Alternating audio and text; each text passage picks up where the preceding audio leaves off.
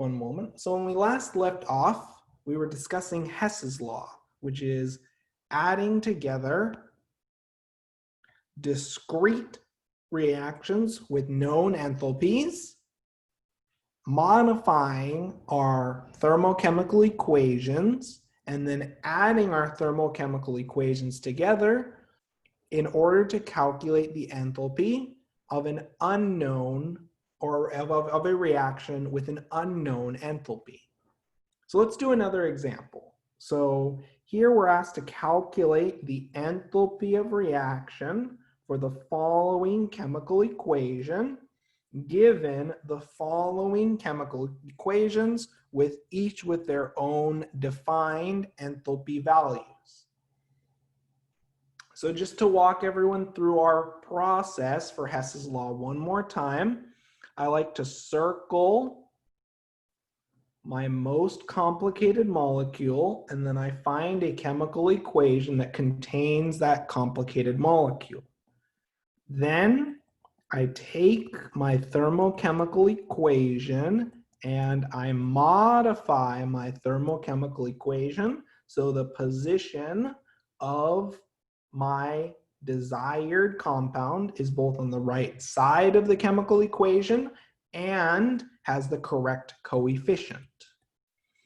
Okay, so in order to get our acetylene on the right-hand side with a coefficient of 1, what do I need to do to this equation?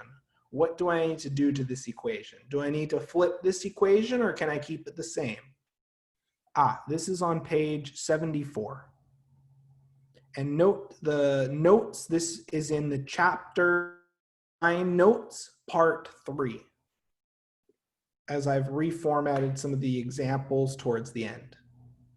So just continuing on with our question.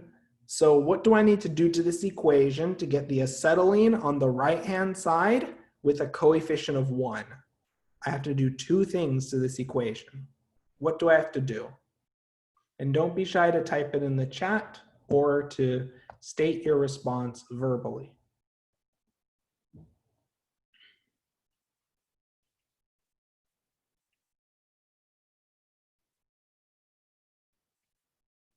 Yep, we first have to multiply all of our coefficients by 1/2. Okay, that solves one of the problems. But is this acetylene on the correct side? Is it on the product side of our chemical equation? Or do we have to flip and reverse this equation?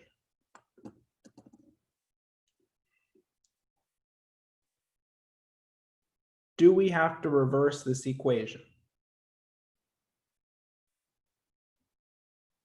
Yes, so we're gonna multiply our coefficients by 1/2 and we are going to reverse our equation. So that gives us the following modified equation. So that gives us 2CO2 plus H2O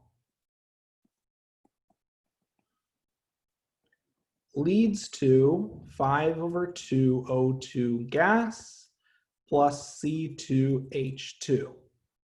And for our enthalpy, we multiply our enthalpy by 1/2, and when we reverse it, we multiply our enthalpy by -1. So we have 2,599 times 1/2, well, kilojoules, times 1/2 times -1, and that gives us an enthalpy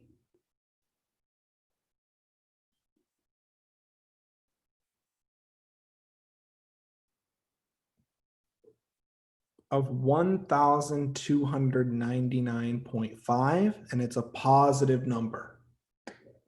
Okay, now what we do is we take a look at our modified equation and we identify, compared to our desired equation, if we have any chemical species that we need to get rid of. Yes, when we're reversing, you multiply by -1. Yep, your enthalpy gets multiplied by -1 because your reverse reaction has the negative enthalpy of your forward reaction. Did that answer your question?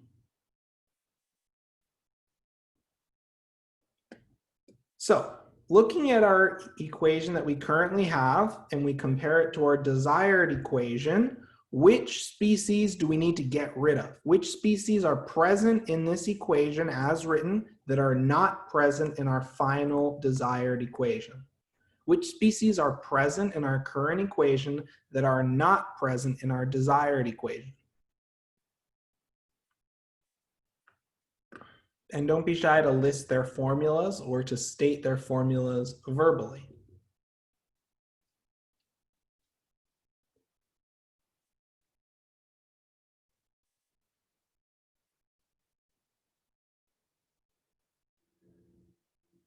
Oxygen, yep. So let's put a box around oxygen, as well as water and carbon dioxide. So we have a lot of things to get rid of here. Okay. So let's start by, let's try to find an equation where we can get rid of carbon dioxide and it has carbon in the equation. So I see carbon and I see in my bottom equation I have carbon.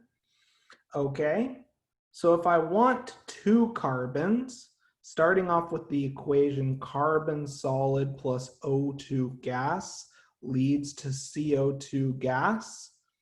If I need two carbons on the reactant side, and I also need two carbon dioxides on the product side, what do I need to multiply my equation by? What do I need to multiply my equation by? 2, yep. So then that gives us, for our second modified equation, we have 2 carbon solid plus 2 O2 gas leads to 2 carbon dioxide gas. In this case, our enthalpy, we just multiply it by 2. So we have 393.5 kilojoules times 2, which gives us an enthalpy of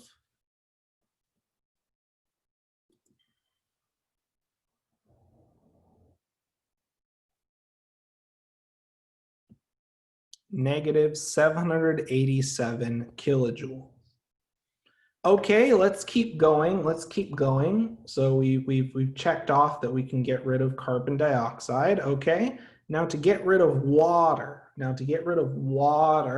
Looking at our desired equation, we need hydrogen, and we need hydrogen on the left-hand side. So let's write this equation. So we have H2O liquid leads to H2 plus 1/2 O2. Okay, and what do I need to do to this equation if I need my water on the right-hand side and I need my hydrogen on the left-hand side? What do I need to do to this equation? Do I need to reverse this equation? Do I need to modify the coefficients? What do I need to do to this equation?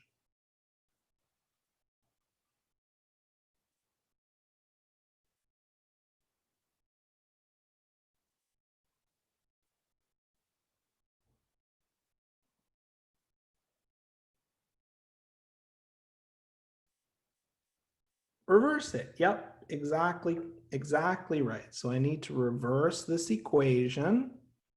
So then after reversing my equation, I have H2 gas plus 1/2 O2 gas leads to H2O liquid.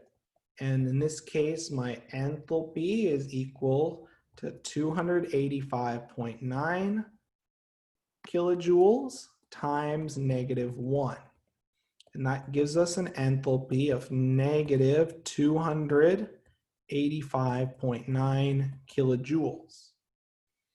Okay, now what we're going to do is we're going to write each of our modified equations We're going to add our equations together, and then in turn, that will give us our total enthalpy for our reaction that we've pieced together using Hess's law.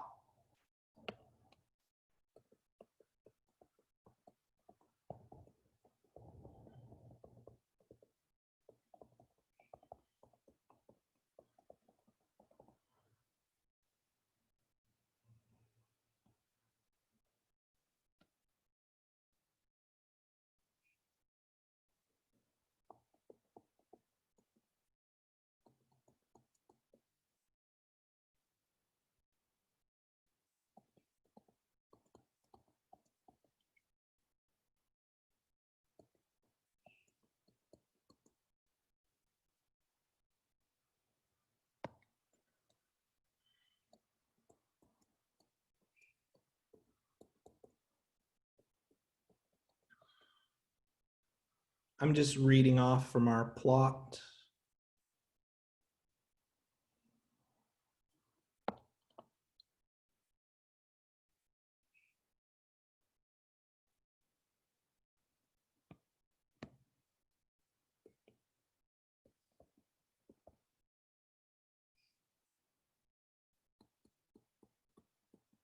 Okay, so now we're going to add our equations together and we're going to get the enthalpy of this reaction. So we can cancel all of our identical species. So we can cancel out oxygen, we can cancel out water, and we can cancel out carbon dioxide.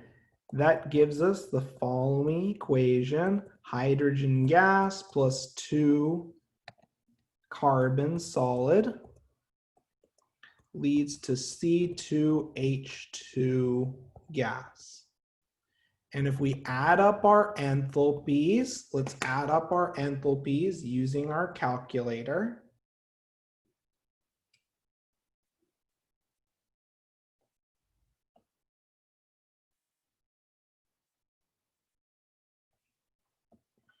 And that in turn gives us an enthalpy of positive 226.1 kilojoules.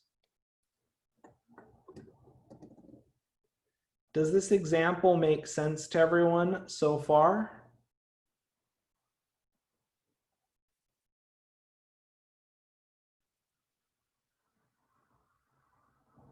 Any questions on this example? So all we're doing is we're taking our given equations and manipulating them in order to, when we add our given equations together, it allows us to calculate our enthalpy for our desired equation. In terms of what we cross out identical species on the reactant and product side. So for example, notice how water, they're both water. So we can cancel out 1 water molecule each on each side. For carbon dioxide, 2 carbon dioxides each, so we can cancel them, and so forth. Does that idea make sense to everyone? So for the oxygens, you add the ones that are on the reactant side, which equals the 2.5 per se? Yep, exactly. And that 2.5 we can cancel on each side. Exactly. Oh, because it's on the product on the bottom. Okay, cool. Yep. Thank you. Does that make sense? Yes, thank you. You can cancel identical species on the reactant and product side of your chemical equation. Okay, so let's do another example. So I'd like you to calculate the enthalpy change for the following reaction given the following component chemical equations. So let's take about 5 to 6 minutes to work on this example. And as a result, we'll discuss this example in about 5 to 6 minutes. Don't be shy to ask any questions that you have in the chat or to message me your proposed responses in the chat or verbally.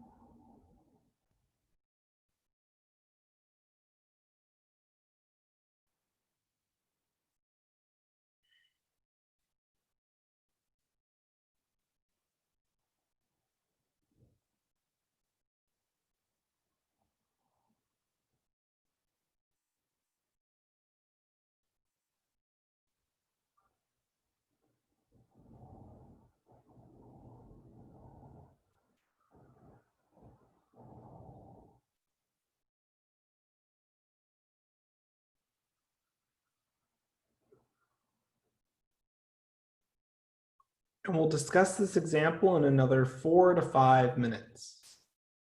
Don't be shy to message your proposed responses or any questions that you have in the chat.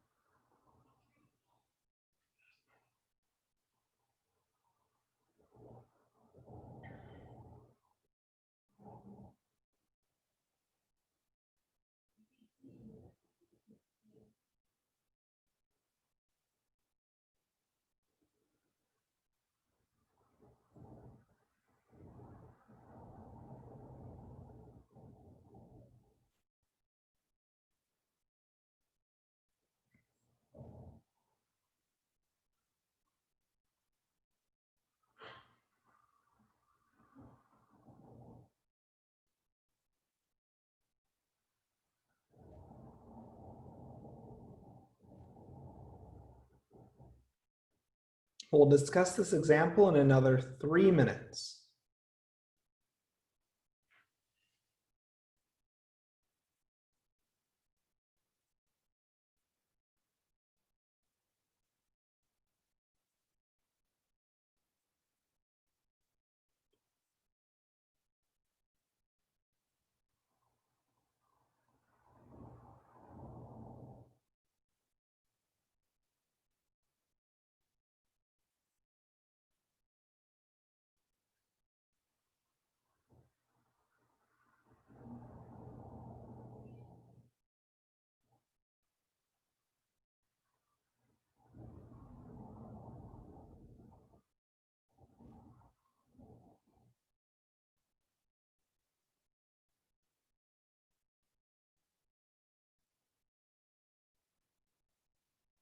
And we'll discuss this example in another 2 to 3 minutes.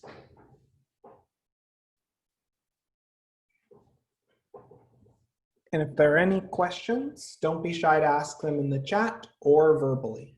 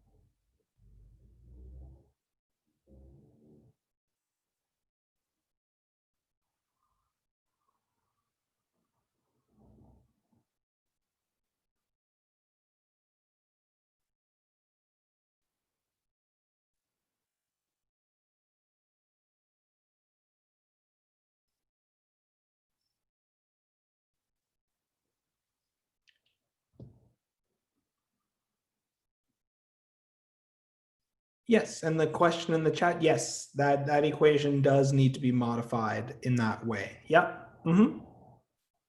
Yep. Correct. And we'll discuss this example in about another minute.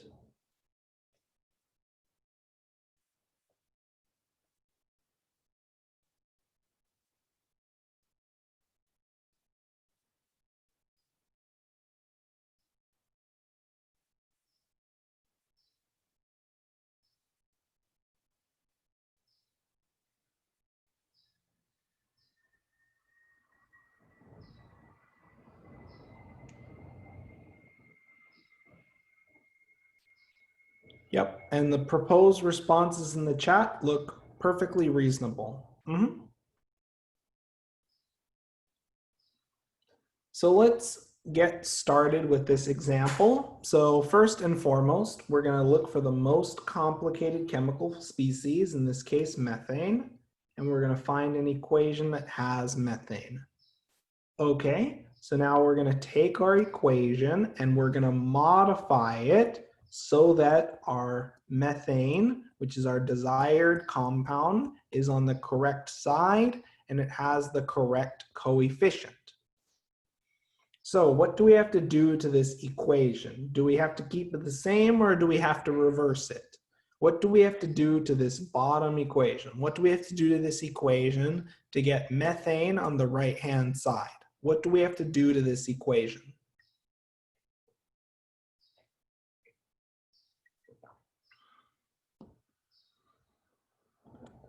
We have to reverse it. Exactly right. Okay. So that gives us the following modified equation.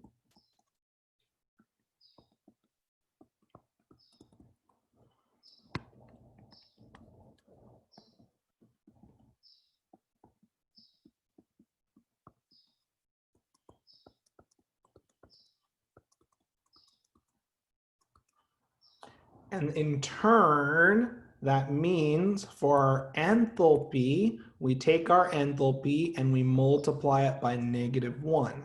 That gives us 890.3 kilojoules. Now what we do is we look at our equation and we identify other components that we need in our final equation. So we need 2 hydrogen gas on the left. So we find hydrogen gas in one of our equations. Now, looking at our second equation, we have hydrogen gas plus 1/2 oxygen gas leads to H2O. And now my question to you is, what do I have to do to this equation? What do I have to multiply this equation by in order to get 2 hydrogens on the left? 2, exactly right. So that in turn gives us the modified equation of 2H2 gas plus O2 gas leads to 2H2O liquid. And that in turn gives us an enthalpy value of negative 285.8 kilojoules times 2, because we multiplied everything by 2. That in turn gives us the following enthalpy value.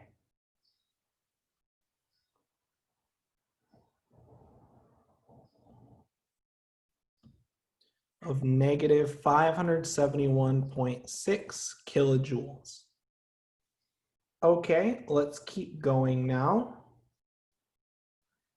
Finally, we've identified that carbon needs to be on the left-hand side, and we have an equation that has carbon.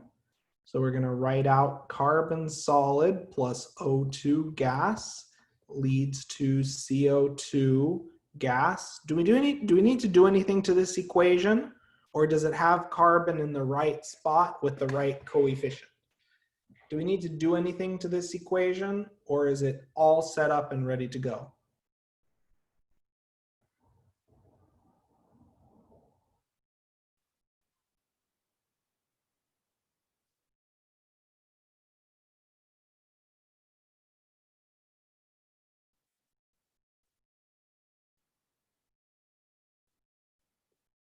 Do we need to do anything to this equation, or is carbon in the right side? And does it have the right coefficient? Let's try to get some responses in the chat.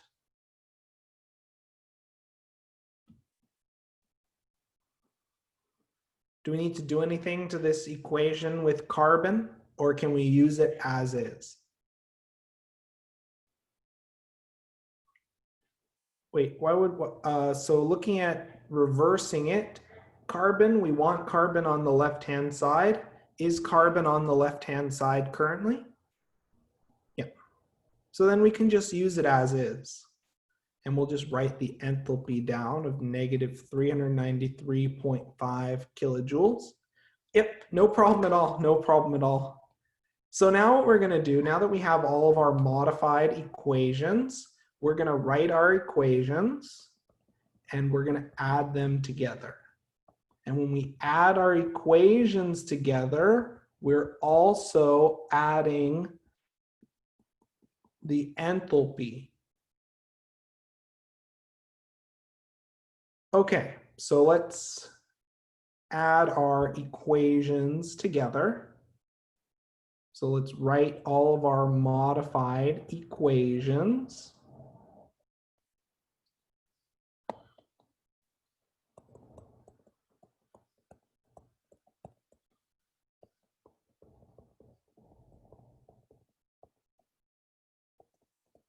Make sure to write the physical states. You don't want to end up in a situation where you add equations together and you cancel things that are not the same chemical species.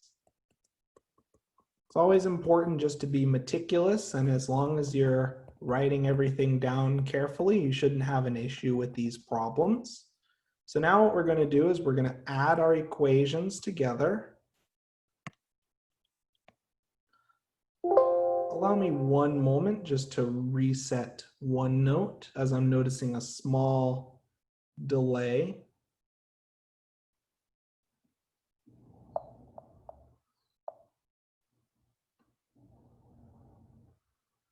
Allow me one moment just to reset OneNote.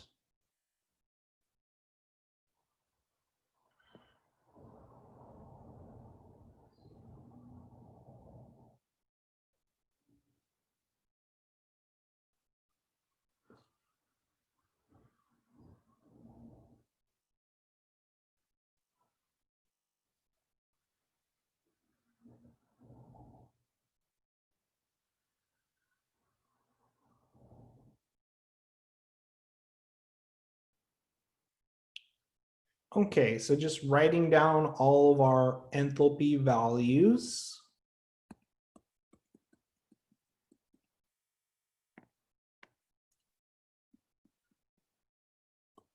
So now let's add our enthalpies together and let's cancel species that are present on both sides of our chemical equation with an identical physical state and chemical formula. So we can cancel carbon dioxide. Whoops, there should be a 2 in front of water. We can cancel water. We can cancel oxygen. And that in turn gives us a net equation of carbon solid plus 2H2 leads to CH4 gas. And that gives us an enthalpy.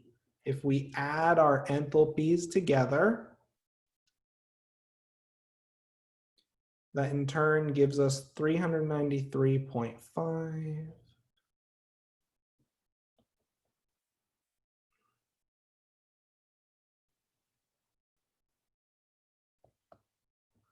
That gives us an enthalpy of negative 74.8 kilojoules.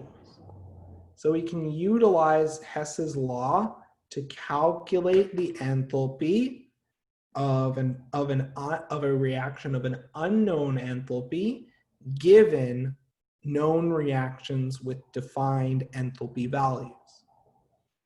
Does this example make sense to everyone? Is everyone comfortable using Hess's law? It's a bit like a puzzle almost. And there'll be a few practice questions in the homework and in the problem solving sets that I would encourage you to look at.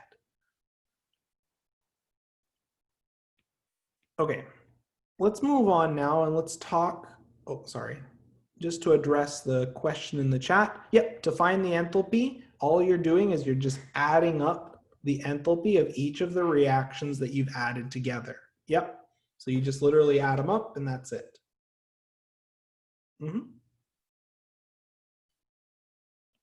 Okay, so let's talk a little bit about physical state and Hess's law. So phase changes will absorb or release energy. So for example, the enthalpy of fusion is the energy required to convert a mole of material from the solid phase to the liquid phase. So when you're going from a solid to a liquid state, it always costs energy. We have to absorb energy from our surroundings. Think melting ice. So fusion is solid to liquid. Enthalpy of freezing is the energy released when a mole of material converts from the liquid phase to the solid phase. So the enthalpy of freezing is equal to -1 times the enthalpy of fusion. They're exact opposite processes. So if we're drawing this graphically, so solid to liquid. Going up is the enthalpy of fusion. Going down is our enthalpy of freezing.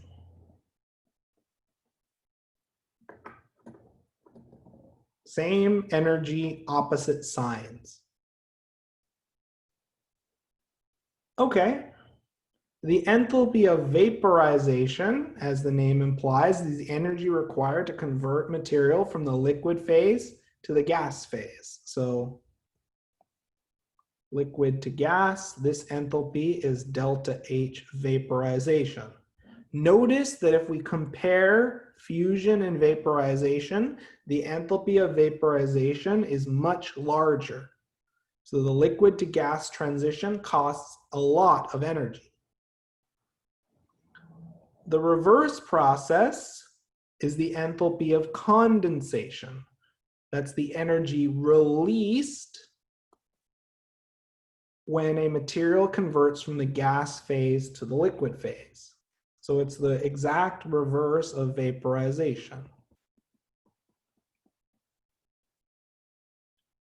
So again, the enthalpy of condensation is equal to -1 times the enthalpy of vaporization. Okay. Now, the enthalpy of sublimation is where things get a little bit interesting. The enthalpy of sublimation is the energy required to convert a mole of material from the solid phase to the gas phase. Okay?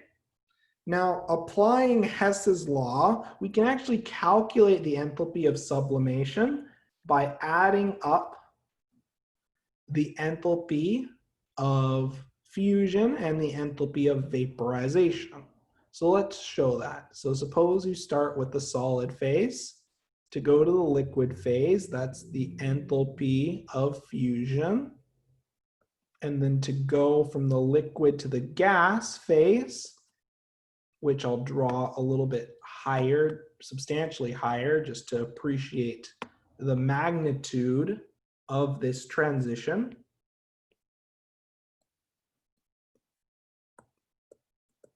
This will be the delta H vaporization.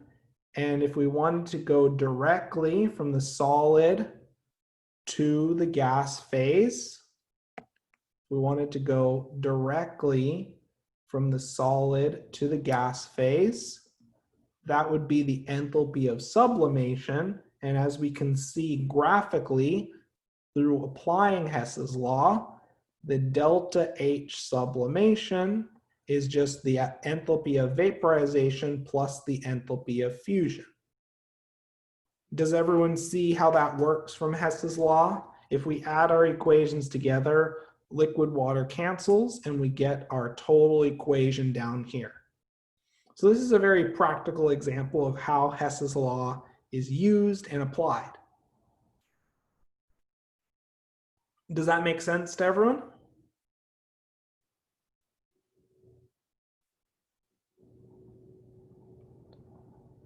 So what we can also look at is that the enthalpy of deposition is the energy released when a mole of material converts from the gas phase to the solid phase. And the enthalpy of deposition is the exact opposite of the enthalpy of sublimation. So if we were going the opposite direction, we'd have the enthalpy of deposition. Same number, same magnitude, opposite sign. Now, for aqueous reactions, and this is one that you'll have to pay attention to because this happens a lot. The enthalpy of solution is defined as the energy absorbed or released when a sample dissolves in water to give a soluble aqueous chemical species. We actually have an example of this in ammonium nitrate dissolving in water. So this is known as the enthalpy of solution. So enthalpy of solution, you're going from the solid to the aqueous phase. It can also be liquid or gas to the aqueous phase.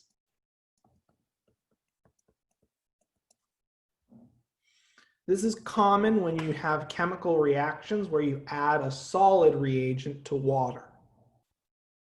So that's called the enthalpy of solution. That's actually what we measured 2 days ago in our thermochemistry laboratory.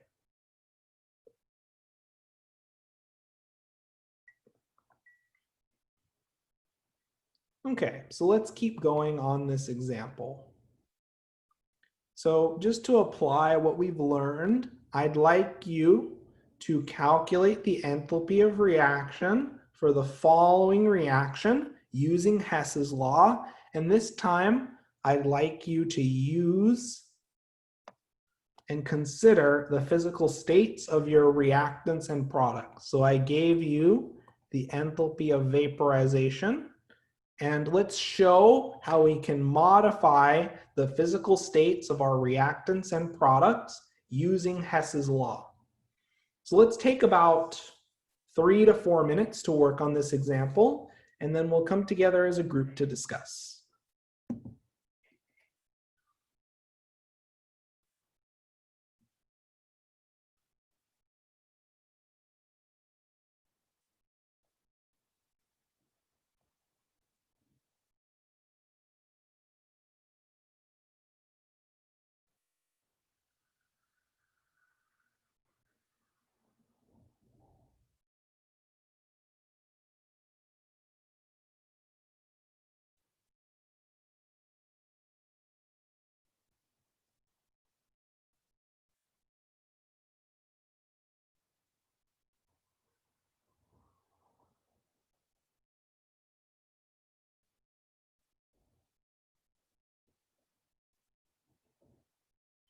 And don't be shy to submit your proposed responses in the chat. Don't worry, in terms of Hess's law, this is a pretty straightforward application in this case.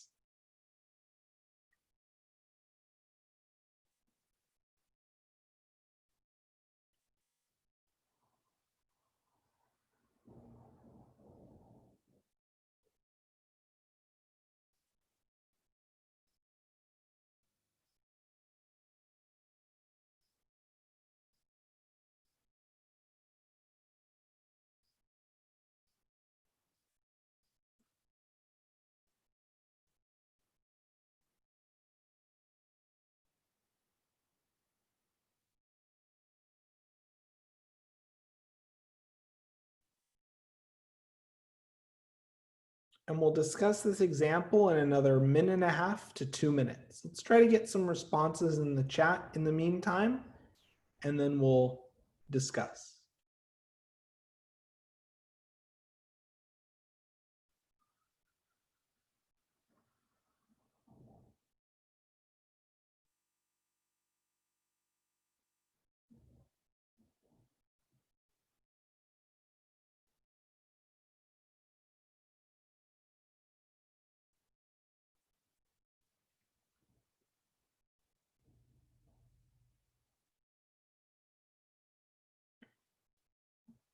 So let's look at this example. So from the application of Hess's law, we want liquid water on the left, okay? We want hydrogen gas and oxygen on the right. So if we add these equations together just directly, gaseous water cancels. That gives us H2O liquid, leads to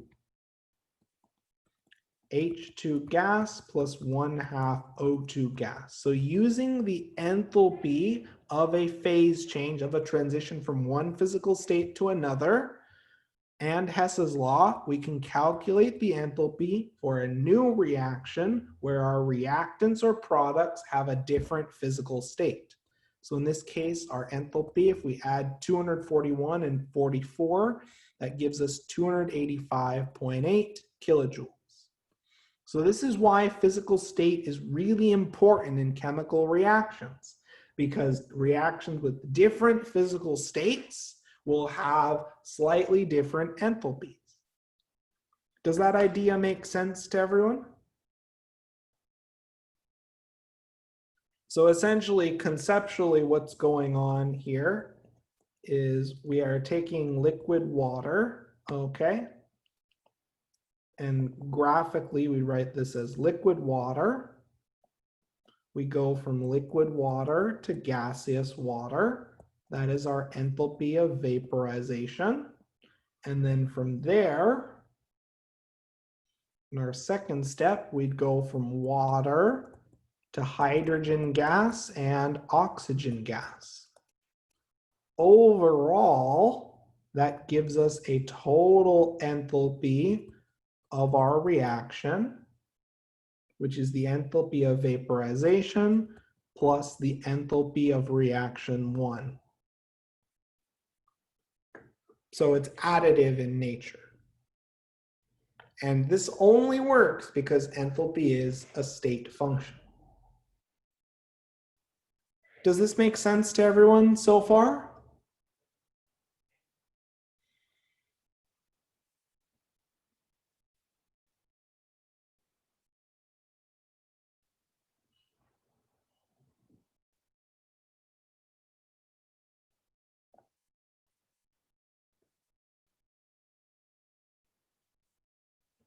Okay, so let's look at another example.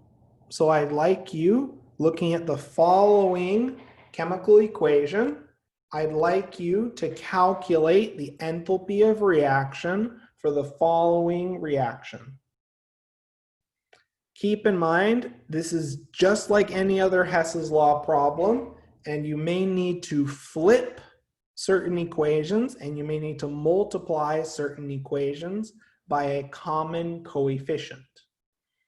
We'll discuss this example in about 4 to 5 minutes, and if you have any questions, don't be shy to type them in the chat.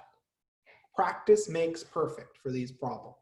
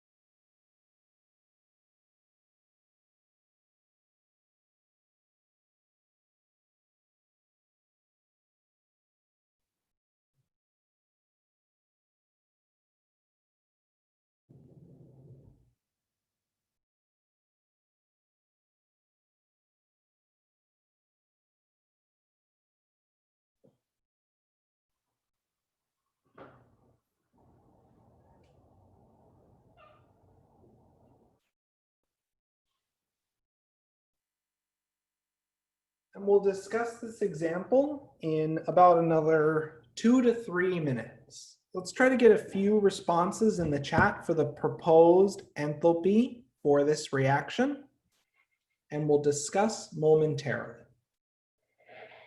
Don't be shy to share your responses in the chat, and we'll discuss.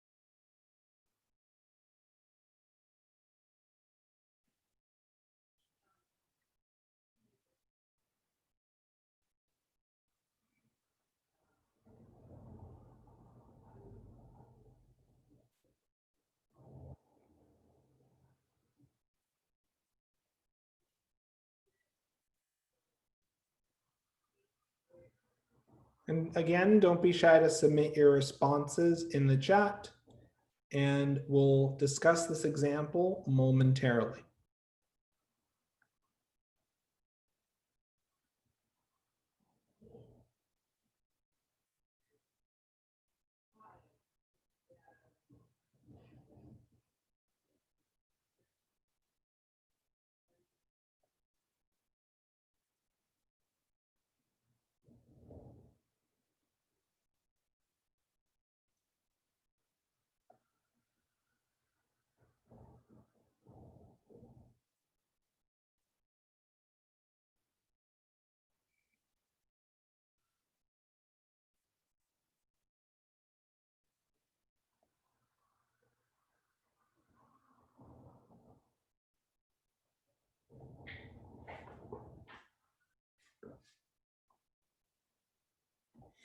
Okay, so let's look at this example. So first things first, applying Hess's law, we need 4 liquid water on the right-hand side. So what do we have to do to our bottom equation that has liquid water? What do we need to do? Do we need to change the coefficients? Do we need to reverse it? What operations do we need to do to our bottom equation? Yep, we need to reverse it. That's our first thing. Okay, and what else? Is the coefficient correct? We have 4 liquid waters in our desired equation. So what do we need to multiply our bottom equation by? 4. Yep. Okay, so punching that into our calculator, we get 4 H2O gas leads to 4 H2O liquid. This has an enthalpy of negative 176 kilojoules. Negative because we reversed our equation, times 4 because we adjusted our coefficients by 4. Now we're going to write our other chemical equation. We have C3H8 gas plus 5O2 gas leads to 3CO2 gas plus 4H2O gas. So let's write down that enthalpy. So we have an enthalpy of 2,219 kilojoules. So if we add our 2 reactions together and add our enthalpies together, we see very clearly that the gaseous water cancels, and that gives us C3H8 gas plus 5O2 gas leads to 3CO2 gas plus 4H2O liquid. That in turn gives us an enthalpy value of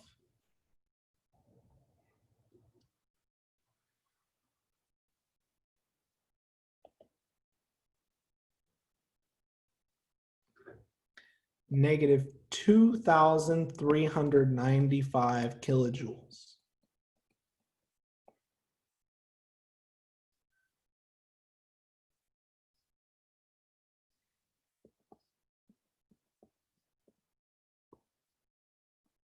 Does this example make sense to everyone? Any questions on this example?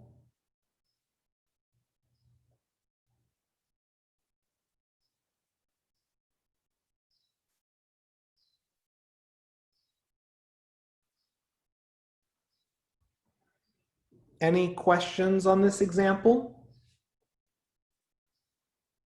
If not, let's keep going now. So given the following chemical equation, let me just check. So let's look at an example where we deal with the enthalpy of solution. And I'd like you just to compare and appreciate the difference in the enthalpy of reaction if you use a solid versus an aqueous reagent. So I'd like you, using Hess's law, to calculate the enthalpy of reaction for the following reaction given the following 2 chemical equations, with this first equation representing the enthalpy of solution of our sodium hydroxide. So let's work on this example for about 3 to 4 minutes, and then we'll discuss this example momentarily.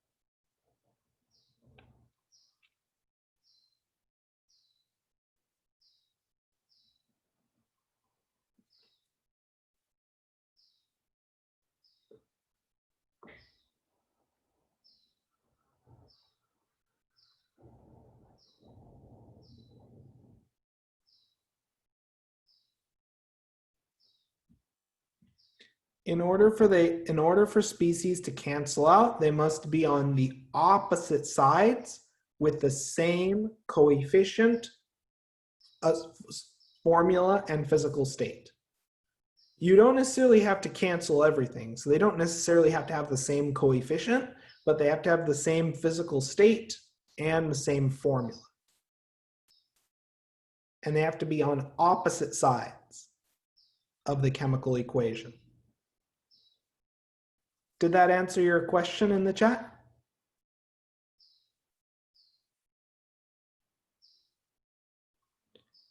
Yeah, yes, it would. Yep, exactly. But in order for them to cancel, you have to add the equations together. And when you add the equations together, you add the enthalpies together. Oh, and this should be negative 56.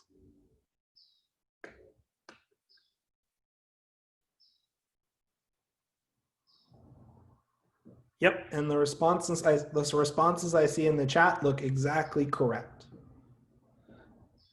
Yep, let's try to get a few more responses in the chat, and let's have some calculated enthalpy values for this reaction, and then we'll discuss in about another 1.5 to 2 minutes.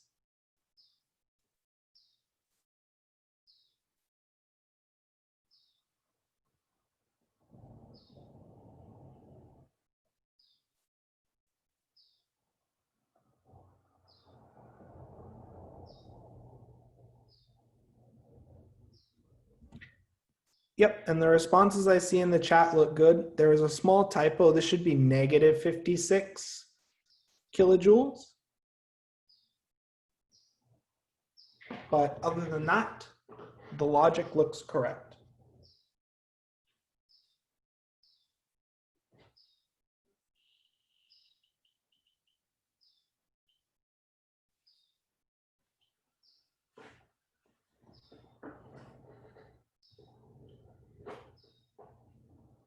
So let's discuss this example. So looking, we need sodium hydroxide solid on the left, all good there. And if we wanted to cancel sodium hydroxide, we need both of our sodium hydroxides to be on opposite sides. So it looks like we're ready to add these equations together. So when we add these equations together, we also add the enthalpies. We cancel out our aqueous sodium hydroxide, and that gives us our modified combined equation, which is solid sodium hydroxide reacting with hydrochloric acid leads to sodium chloride plus water. And if we add our enthalpies together, that gives us an enthalpy of negative 100.2, negative 100.2 kilojoules. Just adding these two numbers together. Does this example make sense to everyone? Any questions on this example?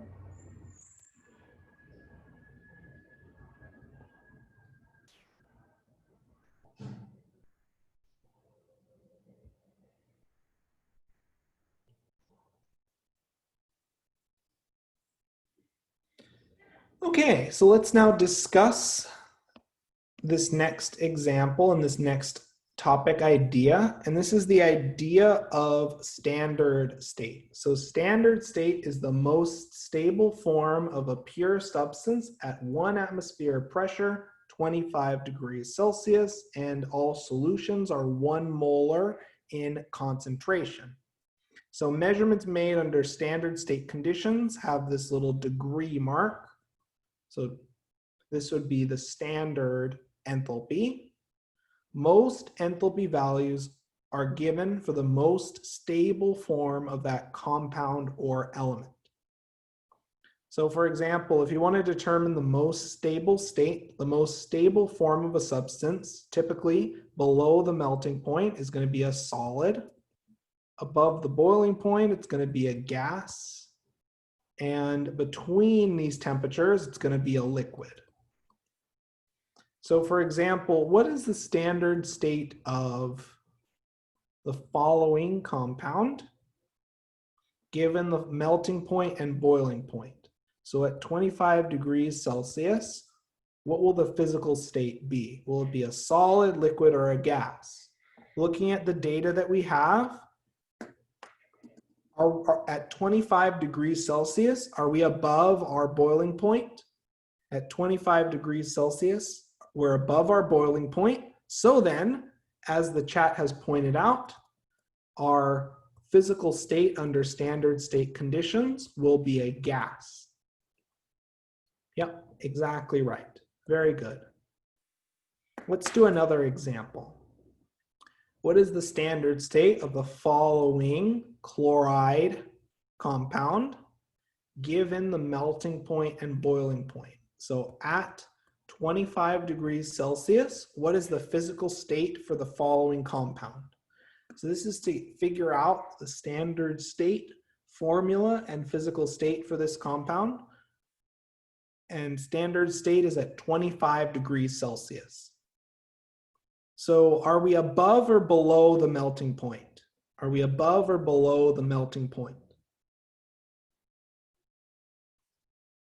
Is 25 above or below -49? We're above, yep. And are we below the boiling point? Are we below the boiling point? Yep. So if we're above the melting point and below the boiling point, what physical state would we have? What would our physical state be?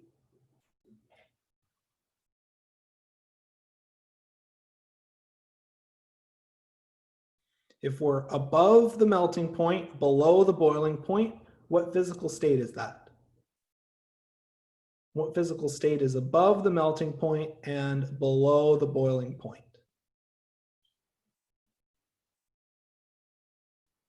Don't be shy to type it in the chat. I just want to make sure we're making this connection.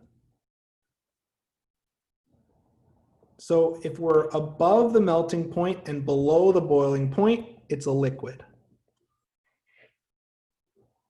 Does that make sense to everyone?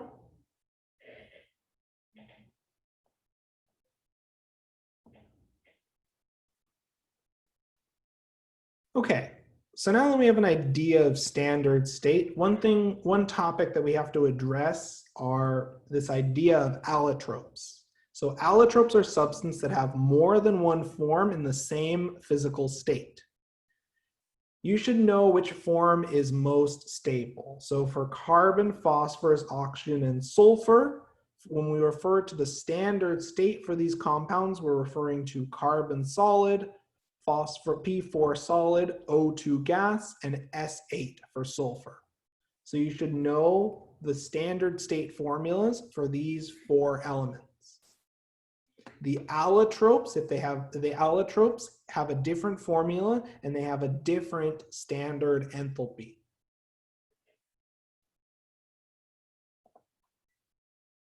So the reason why I've been emphasizing standard states and identifying the standard state formulas of elements is that there's a key foundational concept in thermochemistry called the standard enthalpy of formation. Now, the standard enthalpy of formation is the enthalpy change for the reaction forming 1 mole of a pure compound from its constituent elements in their standard states. So the elements must be in their standard states. So the temperature is 298, pressure is 1 atmosphere. And the reason why we use this definition, why we care about elements in their standard states, is that the enthalpy of formation for a pure element in its standard state is 0. So a pure element in its standard state has an enthalpy of formation of 0. So we can write out equations to describe the enthalpy of formation of different compounds. And based on our definition of the enthalpy of formation, we're writing out the formation of a compound from its pure constituent elements. So let's do an example. So if we wanted to make this is hypochlorous acid. What elements are found in hypochlorous acid? Let's list the elements. What elements are found in hypochlorous acid? What elements are we reacting to make hypochlorous acid? Following the definition of enthalpy of formation, what elements are we reacting?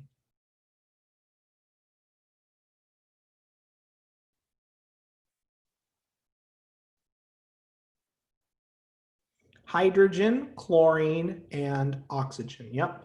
So hydrogen has a formula of H2 gas in its standard state, and we need a coefficient of 1/2.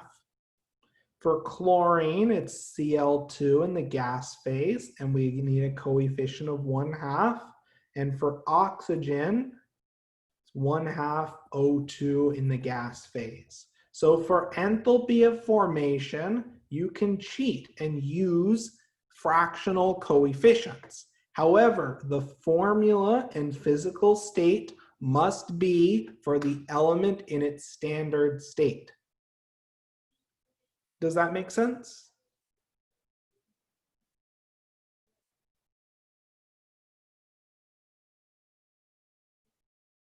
Any questions on this example?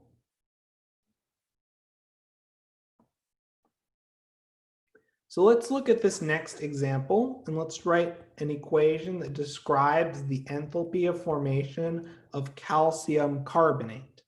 I'd like you to take about 3 minutes and try and write an equation that describes the enthalpy of formation for calcium carbonate. And remember, the enthalpy of formation is the reaction of pure elements in their standard state to yield a compound.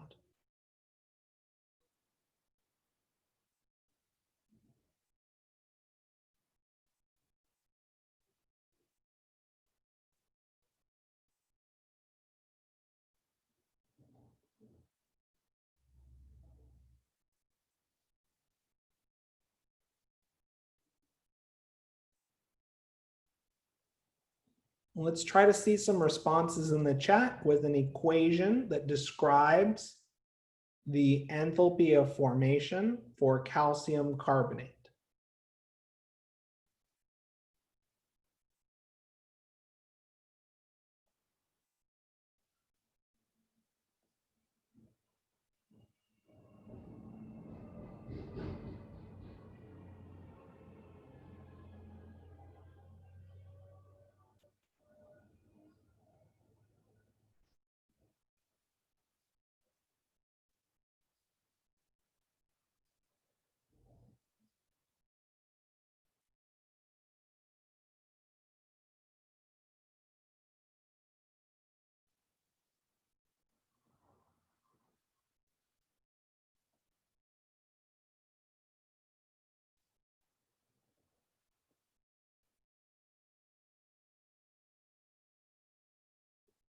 And we'll discuss this example in another minute and a half.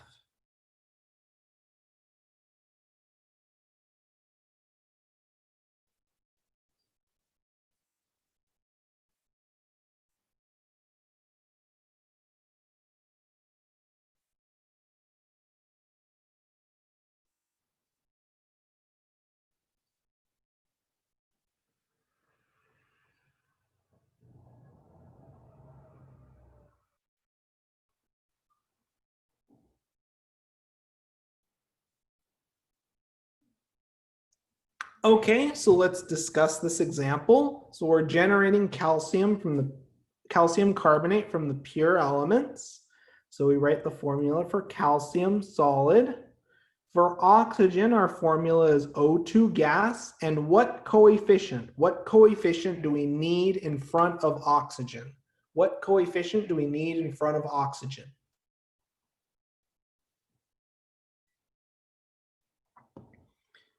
What coefficient? 3/2. Exactly right.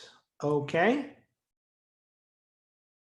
Finally, for carbon solid, we don't need any modifications for our coefficient. We now have our complete equation for the enthalpy of formation of calcium carbonate. I'll do the next example, and let's write an equation that describes the enthalpy of formation of sulfuric acid. So we have H2SO4 aqueous. So the formula of hydrogen is H2 gas. The formula of sulfur is S8, and we need a coefficient of 1/8. And the formula of oxygen is O2 gas. And in turn, we need a coefficient of 2. Any questions on these examples? Any questions on these examples? Okay, let's keep going then. Let's try to write an equation that describes the enthalpy of formation of, yep, S8 would be a solid. Exactly right. Exactly right. So let's try to write an equation that describes the enthalpy of formation of bromine gas. So we're starting with bromine liquid. We have to have a coefficient of 1/2 so that we have one bromine atom on each side. Okay, I'd like you to take a moment and try to describe and write an equation that describes the enthalpy of formation of thiocyanate. So we'll discuss this example in about 3 minutes, and let's try to see a complete equation for the enthalpy of formation of thiocyanate in the chat.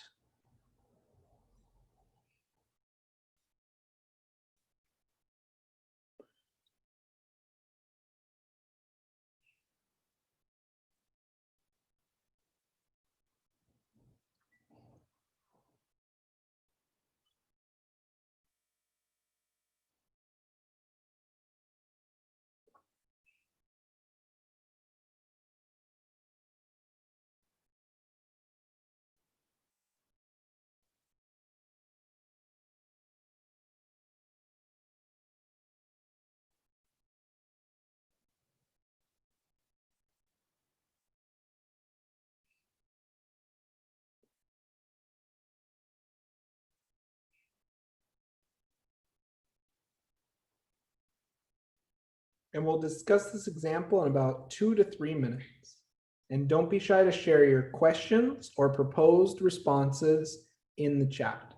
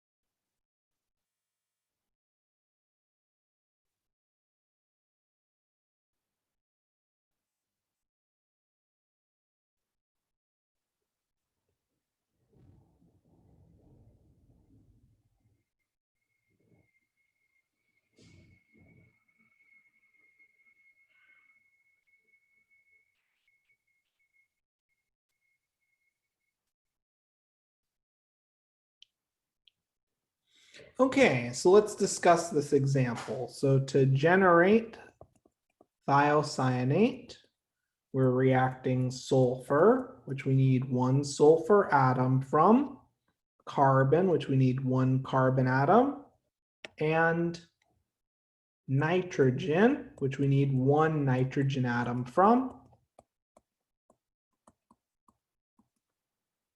So here we go, and here's our complete and balanced equation for the enthalpy of formation of thiocyanate. Now you may ask, why am I having you write all these enthalpies of formation out? What is the purpose behind it? Well, enthalpy of formation values are tabulated, and we're next going to talk about a few other tabulated enthalpy values. And what we're going to do at the end of this section is we're going to use all of these tabulated enthalpy values to calculate the enthalpies for a range of physical processes and reactions using Hess's law on a massive scale. So, some key delta H values that are tabulated. The bond enthalpy is one of them. It's the energy required to dissociate a bond in the gas phase. So for example, the bond enthalpy of bromine would be the enthalpy required to dissociate a bromine bond in the gas phase. So this would be the bond enthalpy of a bromine bond, and bond enthalpy is always greater than 0.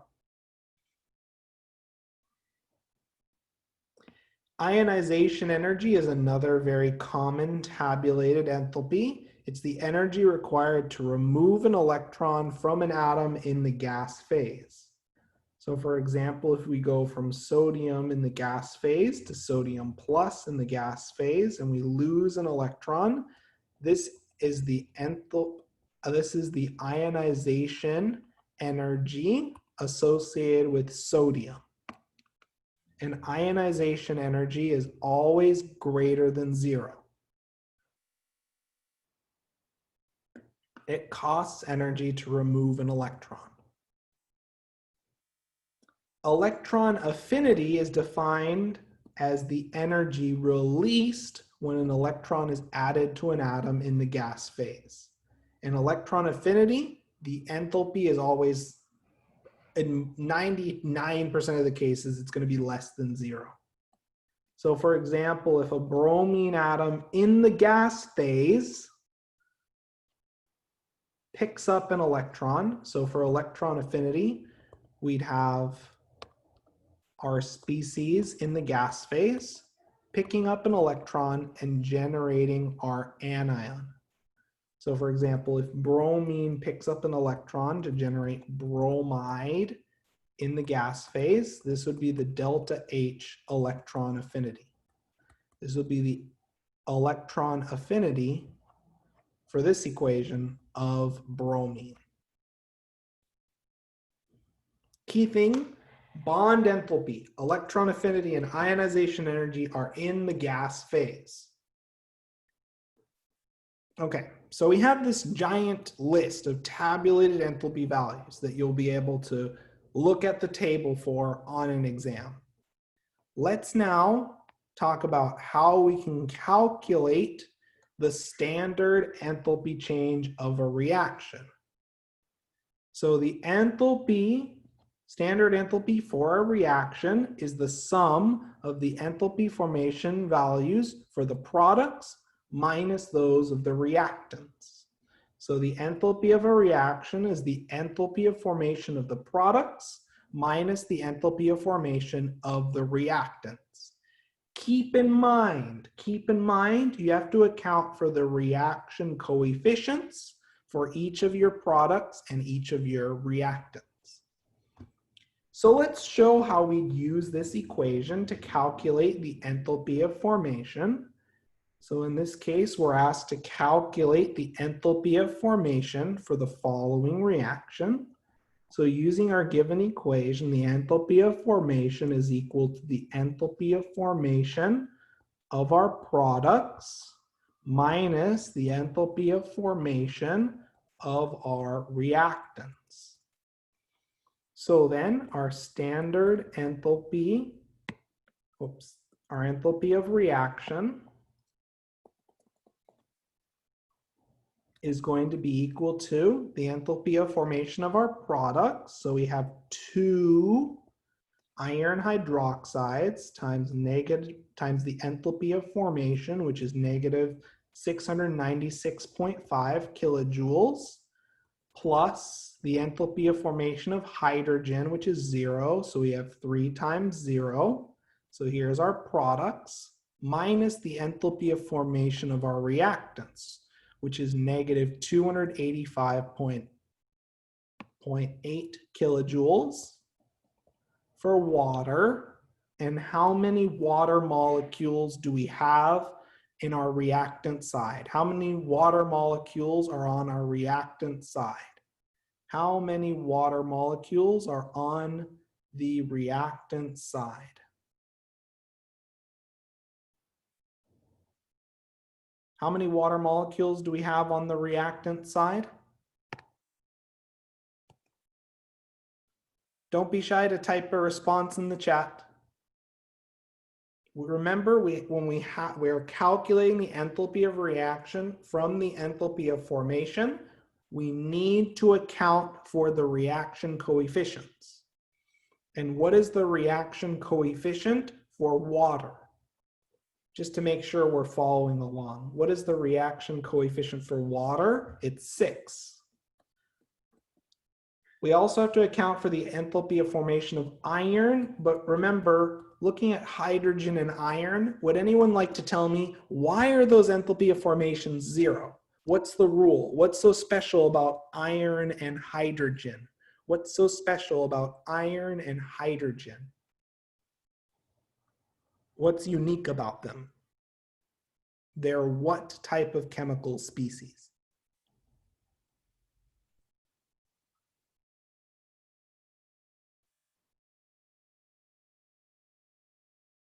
What do we call iron and hydrogen? What do we call them? If I had to classify them, what are they?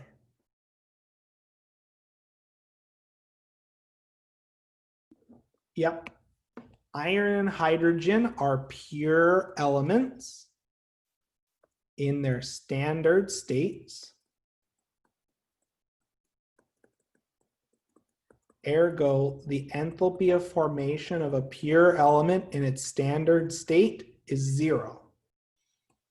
That's why we're putting 0 for the enthalpy of formation of iron and hydrogen. So that in turn gives us an enthalpy of reaction for this chemical reaction equal to, now let's punch that into our calculator.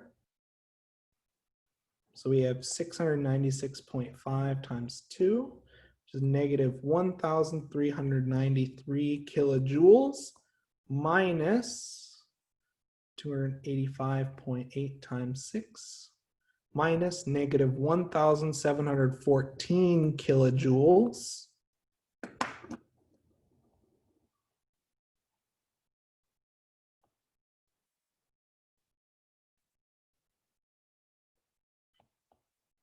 So if we punch this in the calculator, this gives us an enthalpy of reaction of positive 321.8 kilojoules. Okay, so to show why this works, to show why this equation works, we're going to have to take a step back and consider what does the enthalpy of formation look like in equation form.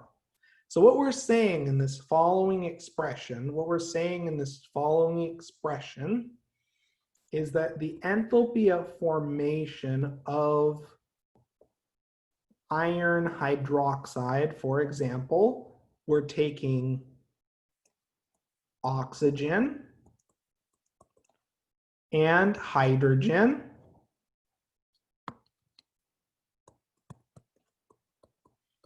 and reacting it with iron in its standard state to yield iron hydroxide. Now, as we made 2 irons in this chemical equation, we multiplied our entire equation by 2. That in turn gives us an equation for 2 times the enthalpy of formation of iron hydroxide. So just to make it very clear, this first part is all you need to do from the calculation perspective. I'm now going to explain to you, why does this work? Why does this work at all? So we now have the following equation for 2 times the enthalpy of formation of iron hydroxide.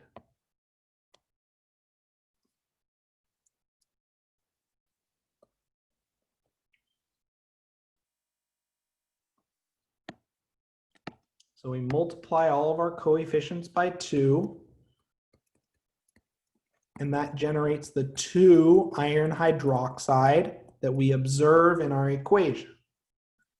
Now let's look a little bit at the enthalpy of formation of water, for example. Let's look a little bit at the enthalpy of formation of water.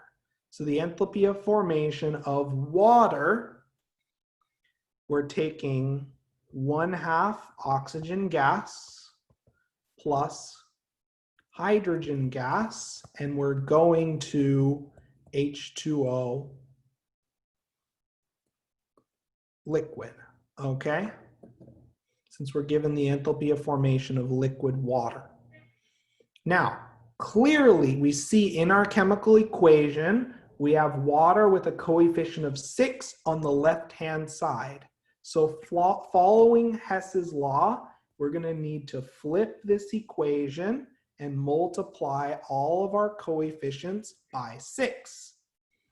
So that in turn gives us, at the end of this, the following modified equation. We have 3O2 gas plus H2 gas. Let me flip this equation. So we have 6H2O liquid leads to 3O2 gas plus 6H2 gas. Okay, so this is -6 times the enthalpy of formation of water. Okay, so now what we're going to do is we're going to add our equations together. So we're going to add our equations together. So let's write out our equations. So we have 3O2 gas plus H2 gas plus 2 iron solid leads to 2 iron hydroxide.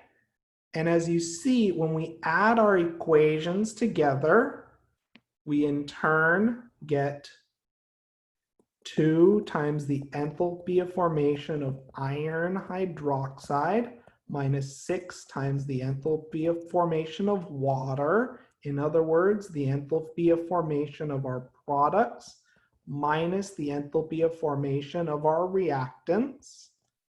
And if we add our equations together, we see that oxygen cancels, and that gives us 6, and additionally, let me just check the coefficient in front of hydrogen. So this should be a 3.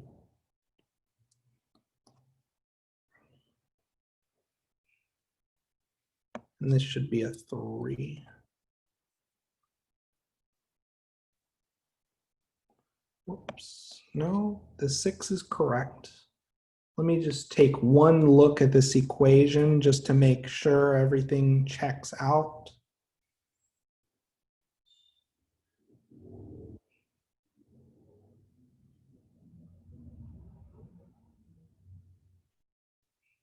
Okay, yep, everything looks good from here. So if we cancel out our oxygen and we cancel out 3 of our hydrogens, that gives us a final equation of 6H2O liquid plus 2 iron solid leads to 3H2 gas plus 2 iron hydroxide solid. Okay, now as we can see, the reason why this equation works is that in using the enthalpy of formations and adding our modified enthalpies of formation together, when we add our enthalpies of formation together, accounting for our reaction coefficients, we get our reaction equation.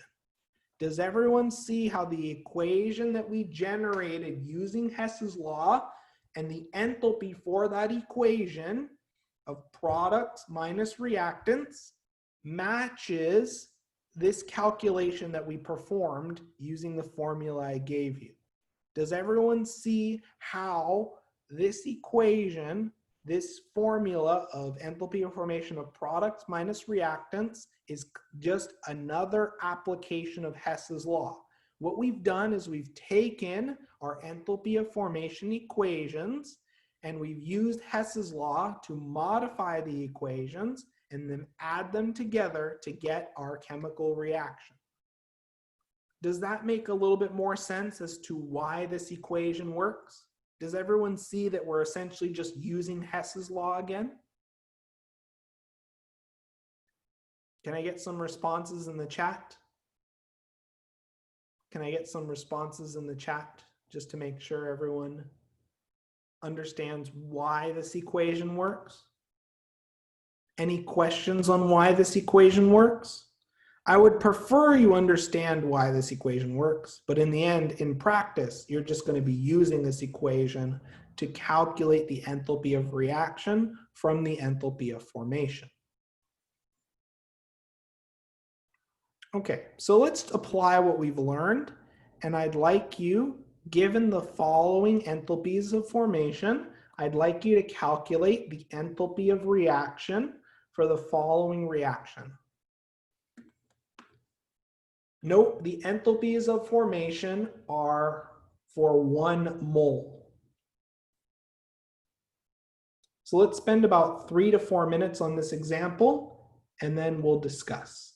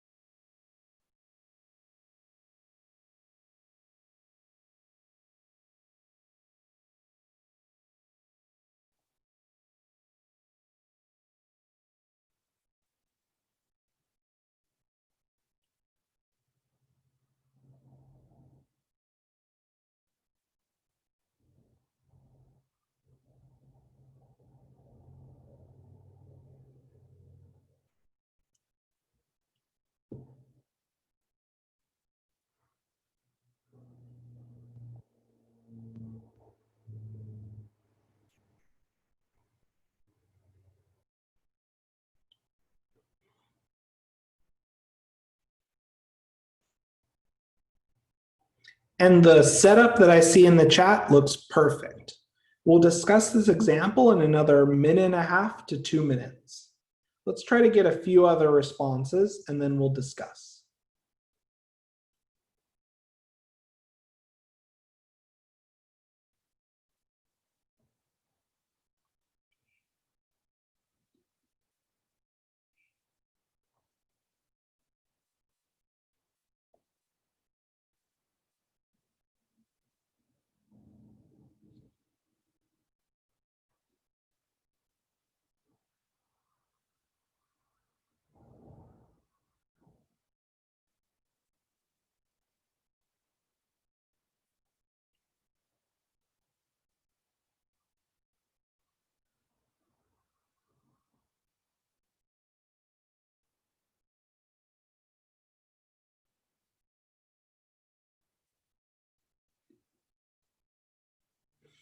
Okay, so let's discuss this example. So the enthalpy of reaction can be broadly defined as the enthalpy of formation of our products minus the enthalpy of formation of our reactants, okay?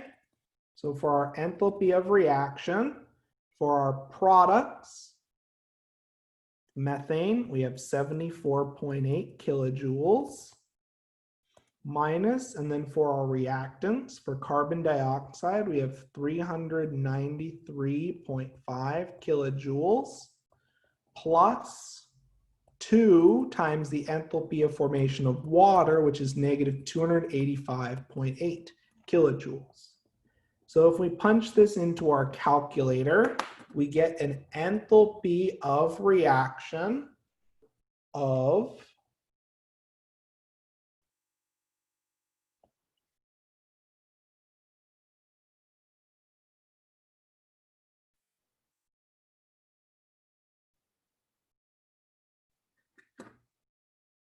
that gives us an enthalpy of reaction of 890.3 kilojoules.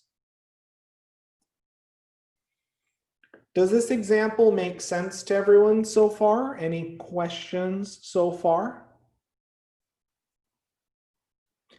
We multiplied by 2 because what is the coefficient for water? What is the number of water molecules that are reacting in this equation?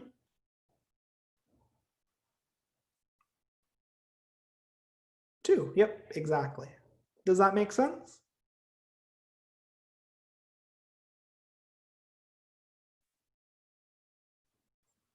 Perfect, perfect. So let's do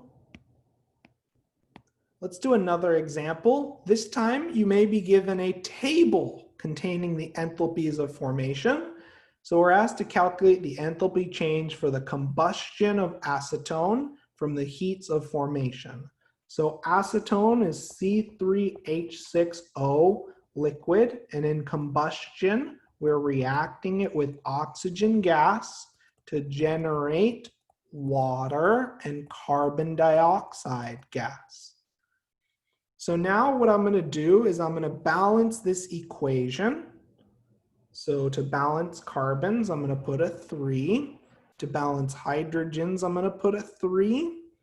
And then for oxygen, I have 9 oxygens. On the left, I have 1 plus what times 2 would give us 9. So I need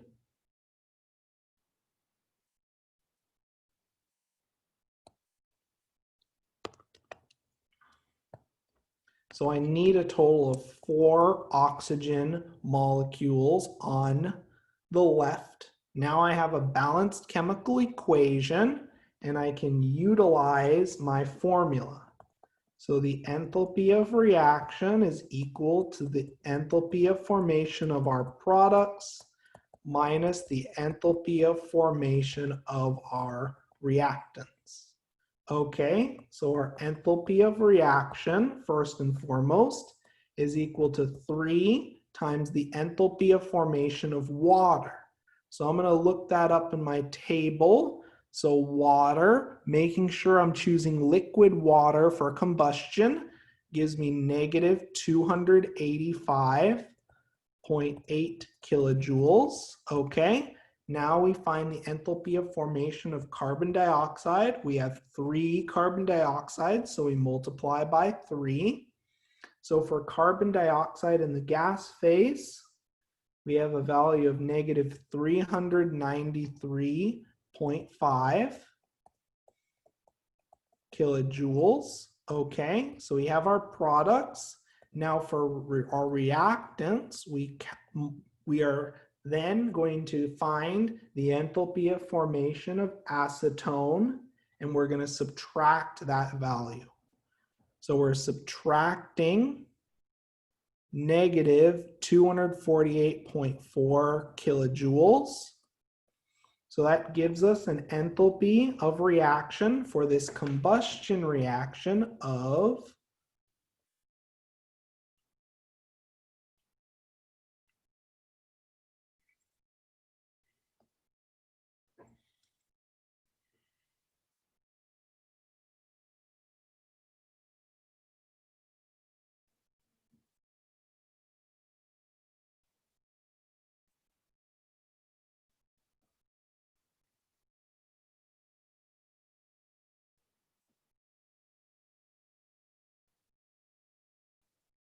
punching this into our calculator, we get an enthalpy of reaction of 1,000 of negative 1,789.5 kilojoules.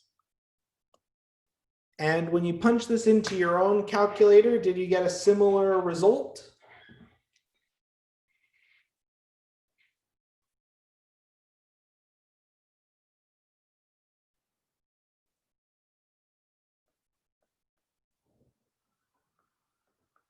Any questions on this example?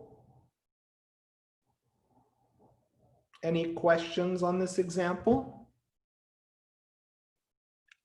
It's minus, but the enthalpy of formation of acetone is negative. So if you're subtracting a negative, it turns into a positive. Does that make sense? You're subtracting the enthalpy of formation of acetone, but the value is negative. Does that make sense? Perfect. Awesome. Okay, so now that I've shown you how to do one of these examples using a table, I'd like you to look at the following reaction and calculate the enthalpy change for the following reaction from the enthalpies of formation. This is quite an infamous reaction, as this is the decomposition of ammonium nitrate.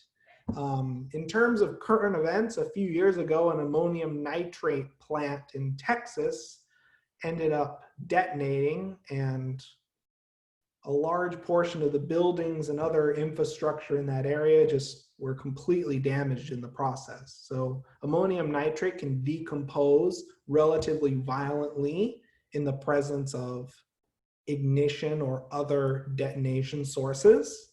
So let's calculate the enthalpy associated with this decomposition reaction to begin to understand why it's so problematic when it does detonate.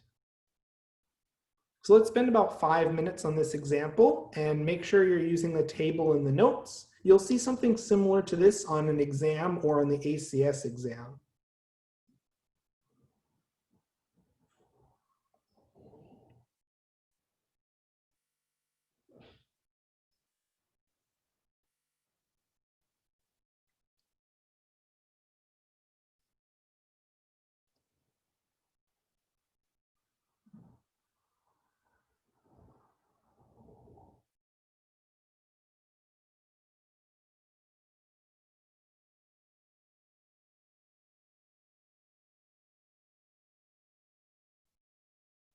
And we'll discuss this example in another 4 to 5 minutes.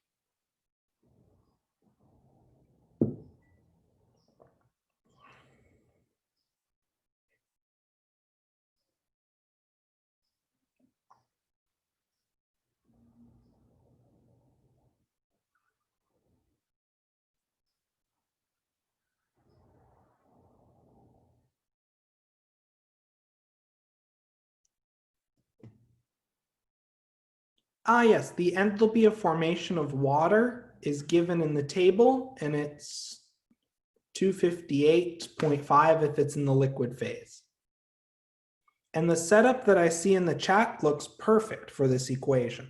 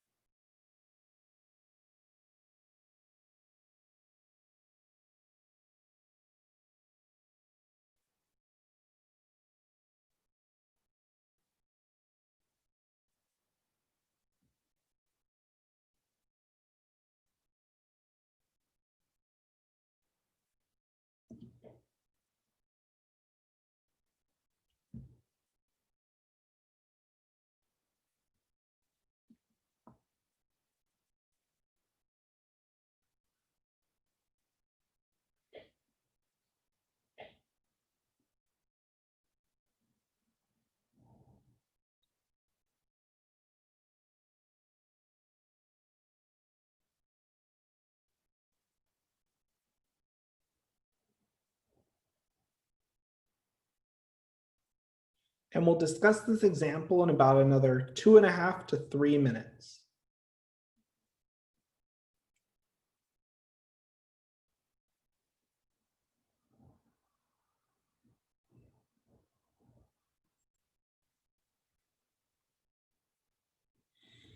And don't be shy to submit your proposed responses in the chat.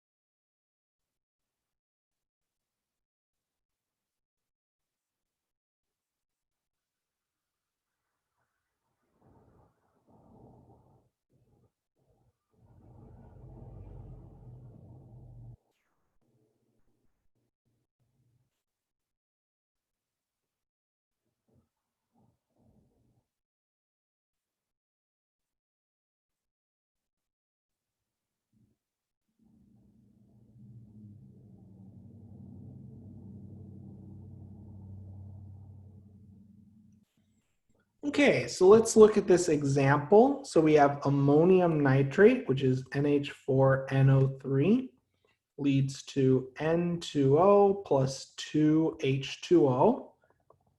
So this is solid, gas, liquid, okay?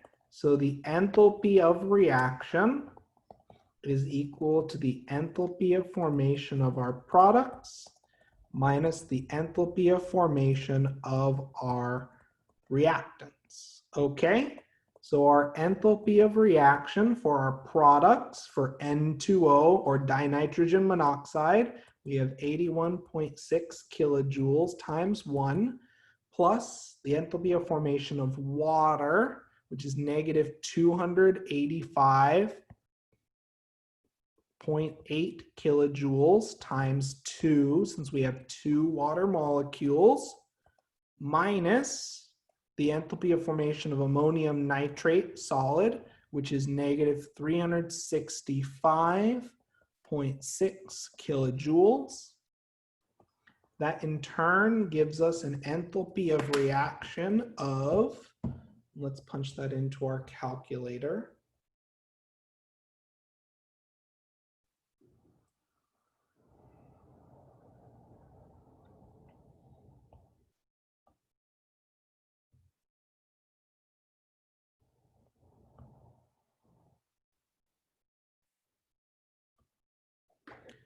of negative 124.4 kilojoules.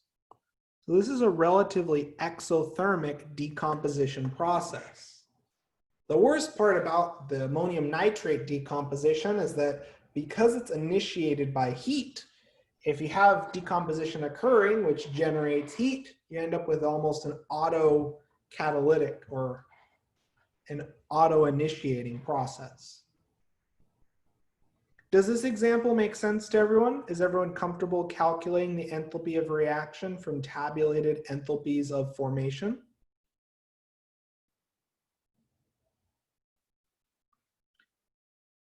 So let's now continue on and let's discuss this idea of phase changes. So suppose that you're heating a sample of water, and the sample absorbs heat. Well, in some cases, the sample does not undergo a change in temperature when heat is added. So where is that heat going? If you've ever tried to melt an ice cube, if you're really carefully monitoring the temperature of your water ice mixture, you'll notice that the temperature doesn't actually change until all the ice melts. Well, where's the heat going then? Well, the heat is being used for a phase change. So we can look at heating processes in terms of heating curves, okay? So this describes the energy required to adjust the temperature and physical state of a sample. So we have temperature versus heat in kilojoules. Now there are a few really important details in this heating curve. The slope of a heating curve gives the specific heat. So for example, this slope here for our solid to liquid, so for our solid phase, when you're heating a solid, this slope is the specific heat of our solid. The slope when we're heating our liquid, so this is the slope indicating the specific heat of our liquid. And for our gas, the slope is indicating the specific heat of our gas, okay? So all the times, all the portions in this curve where your temperature is increasing, these portions are when you're heating your sample. The regions of the curve where the temperature does not change represent your phase changes. So for example, in here, we're going from the liquid phase to the gas phase. Here, we're going from the solid phase to the liquid phase. Okay, so heating curves can be divided into portions where you're changing the temperature of your sample and portions where your sample is undergoing a phase change. And during a phase change, the temperature does not change. Okay, so again, can't stress this enough. The temperature does not change during phase changes. But heat is absorbed or released when the sample does change phases. So let's talk a little bit about phase changes and let's understand what's going on. So the temperature of a sample does not change during a phase change. So then why do phase changes require or release energy? Well, this is built on this idea of what are known as intermolecular forces. These are stabilizing interactions between molecules. And depending on how your molecules are packed together, they have different strengths of intermolecular forces. In general, solids have the strongest intermolecular forces, followed by liquids, while gases have the weakest intermolecular forces. In phase changes, as the result of a phase change will decrease or increase these stabilizing intermolecular interactions. And in turn, in order to separate your particles and change the strength of these intermolecular interactions, it requires energy. So let's draw a picture of what's going on. So in a solid, so let's look at a solid. So in a solid, our particles are very closely packed. So solids, our particles are closely packed. That in turn leads to strong intermolecular forces. So during a phase change, so let's suppose we're going from a solid to a liquid. Our particles are separating and stabilizing intermolecular forces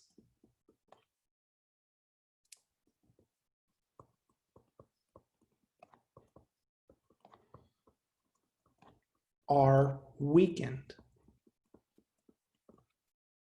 Thus, liquids are higher energy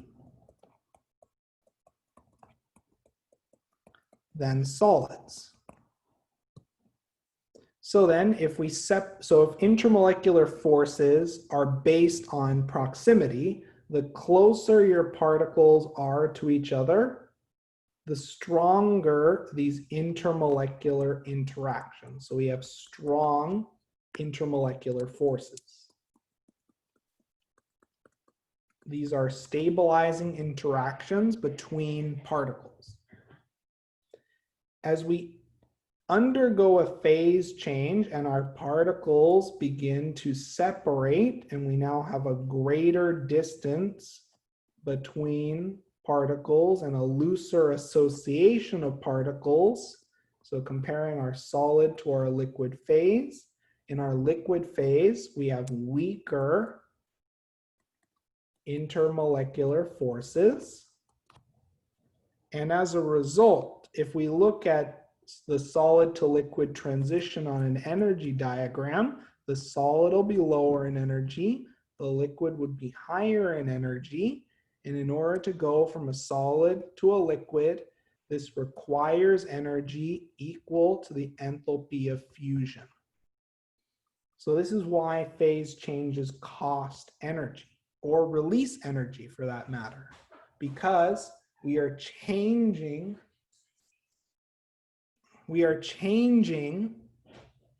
the strength of our intermolecular forces by changing the proximity and how close our particles are packed. Does that make sense to everyone? So just to be clear, solid particles are close together, liquid particles are farther apart, gas particles are very separate.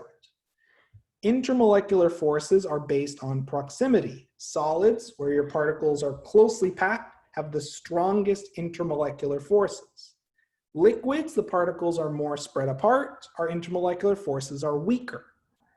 Because of that, liquids are higher in energy.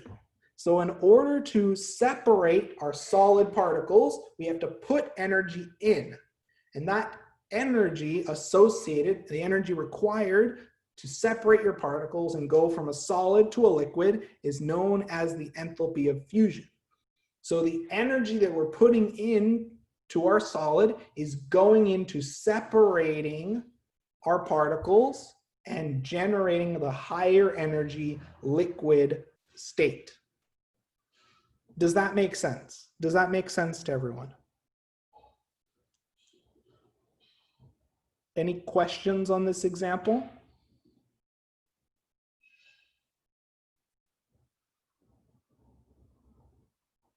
Can I get some responses in the chat that that makes sense? You can prove this to yourself. If you're ever curious, try boiling water and just put your thermometer in the boiling water and see, does it change at all while it's boiling? The temperature won't change until the water finishes boiling. You can also try this with ice water. That's why as long as a cup has a single piece of ice in it, it will still be at somewhere around 0 degrees Celsius.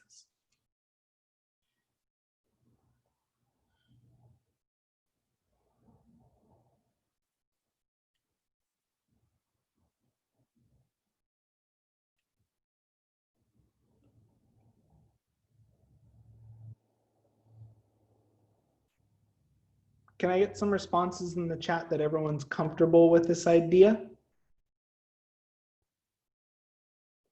Perfect.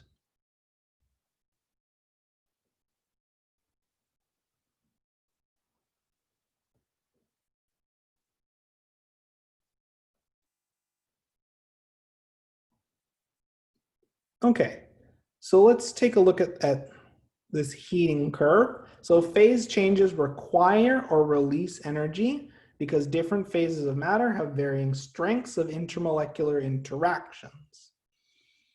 And of course, we can actually calculate using a heating curve diagram the enthalpy associated with a phase change. So if we take final minus initial, our enthalpy of vaporization is equal to the energy final minus the energy initial. So as we can notice, the enthalpy of vaporization in this heating curve is almost always going to be greater than the enthalpy of fusion. Does everyone see how the enthalpy of vaporization, it's longer, it takes more energy to completely vaporize something than to melt something? Okay, so let's keep going now. So if we were to write this out in a more Hess's law format, solid is the lowest in energy. To go from the solid to the liquid phase, that is known as fusion. To go from the liquid to the gas phase requires even more energy. That's known as vaporization. If you wanted to go directly from the solid to the gas phase, that would be known as sublimation. And again, just to be clear, the solids are at the same energy. So these are representing the same sample of solid.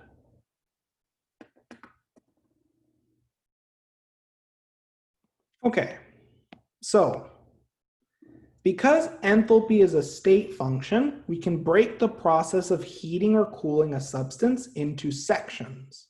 So let's apply this to an example. Let's suppose we're asked to calculate the heat released when a sample of steam at 120 degrees Celsius converts to a sample of ice at -20 degrees Celsius. Okay, so what we're going to do is we're going to take a look at our heating curve. So let's pretend our heating curve looks something like this.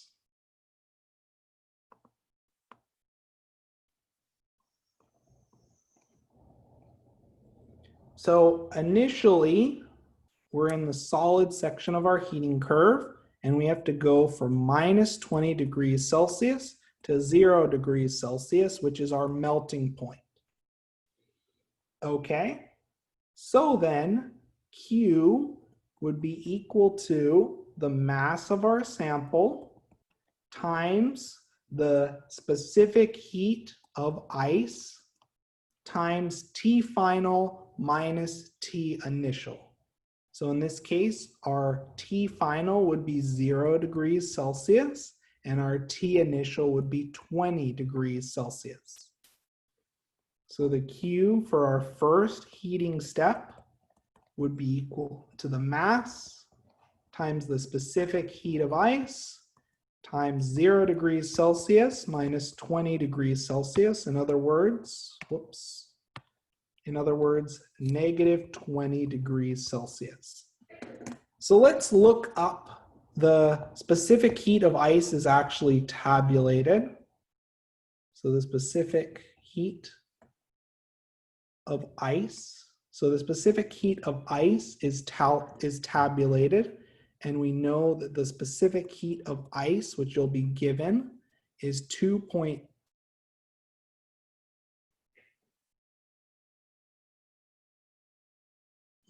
let's find it. Specific heat of ice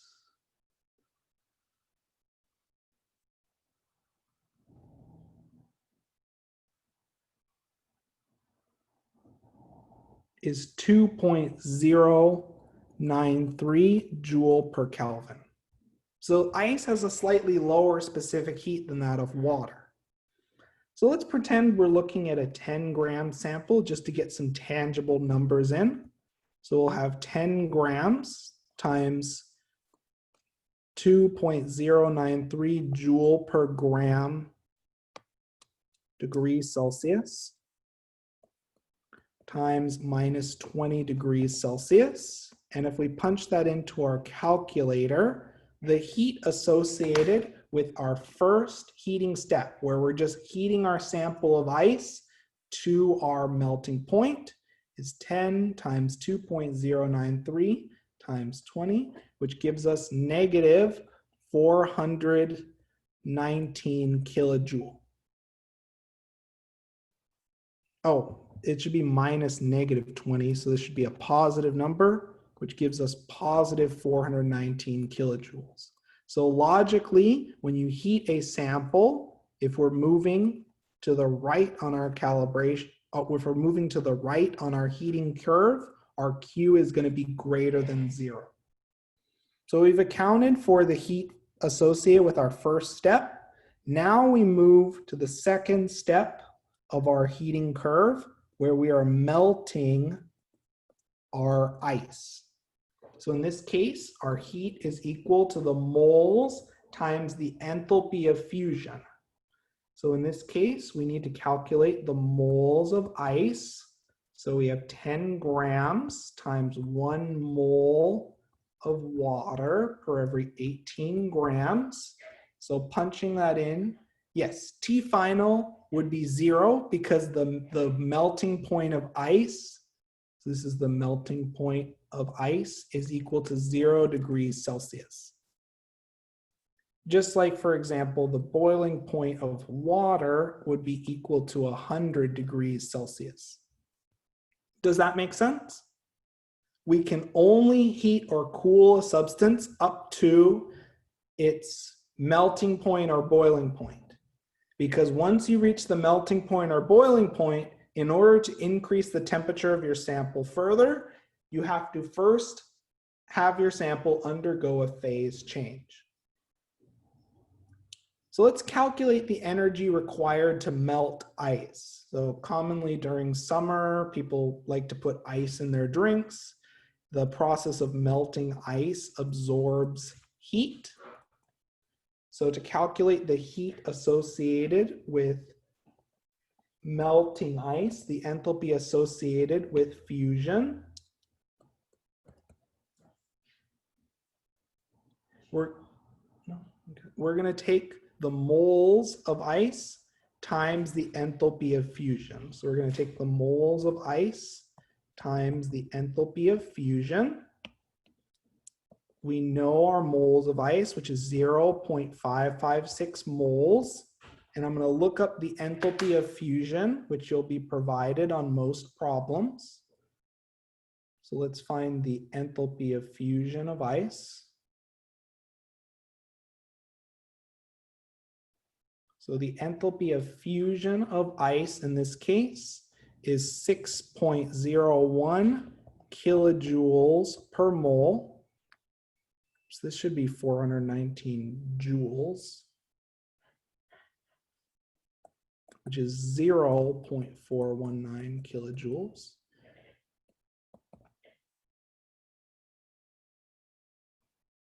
So calculating the heat of fusion for our ice sample, we multiply by 6.01, and that gives us 3.34 kilojoules associated with melting 10 grams of ice. It's positive because it costs energy.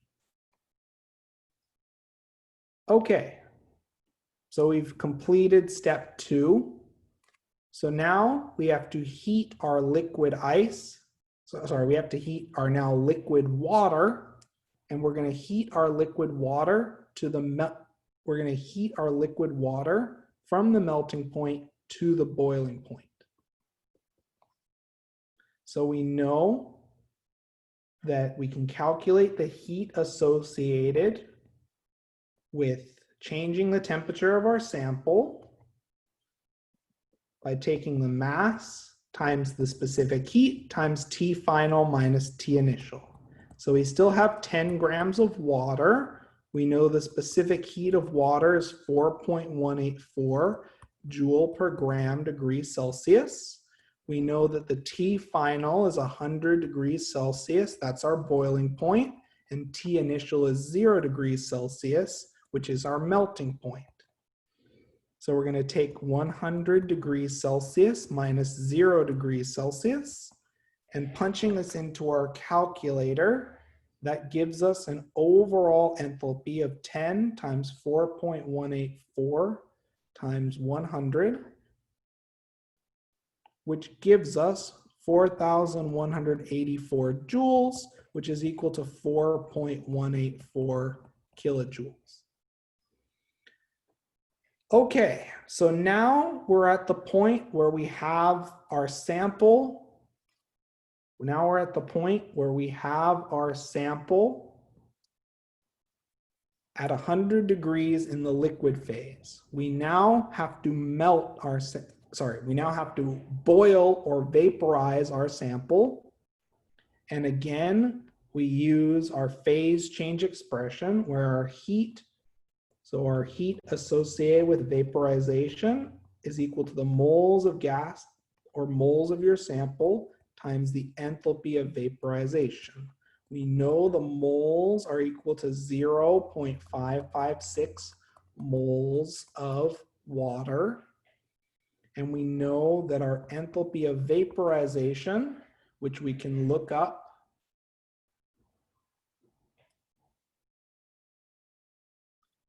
so looking up the enthalpy of vaporization, the enthalpy of vaporization of water is 40.65 kilojoules per mole of water. So plugging this into our expression, we have 0.556 moles of water times 40.65 kilojoules per mole of water.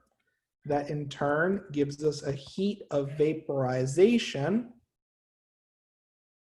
of 0.556 times 40.65, which gives us 22.6 kilojoules. Okay, so now we're at the point where our sample is in the, gas phase, and we just have to heat it to 120. So again, we use our heating curve equation. So now again, we're going to use our heating curve equation.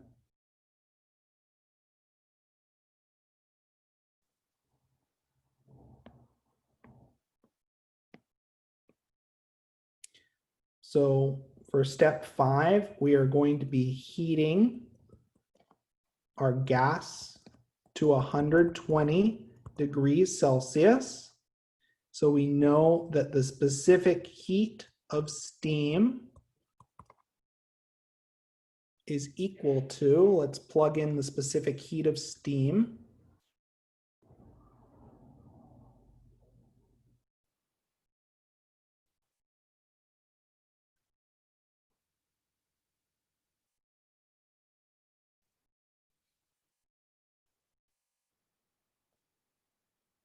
Is equal to 2.03 joule per gram degrees Celsius. So we know Q is equal to MC delta T. In this case, our T initial is 100 degrees Celsius. And our T final is 120 degrees Celsius. So if we take 10 grams times 2.03 joule per gram degrees Celsius times our delta T of 20 degrees Celsius, that gives us an associated enthalpy of 10 times 2.03 times 20, which gives us 416 joules, which is equal to 0.416 kilojoules. Okay, so now what we're going to do is we're going to take each of our enthalpy values for each of these steps, and we're going to add them together. So we're going to take each of our enthalpy values for each step, and we're going to add them together. So from step 1, we have 0.419 kilojoules.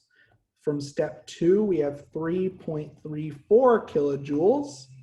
From step 3, we have 4.184 kilojoules. From step 4, we have 22.6 kilojoules.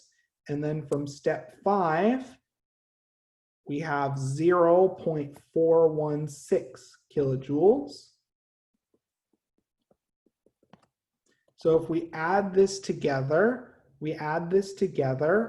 our Q total, the total heat required to completely convert all of our ice into water.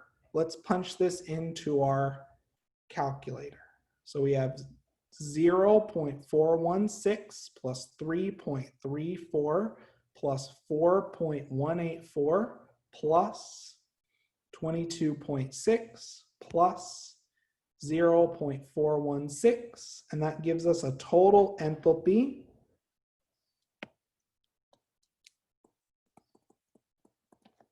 equal to 31.0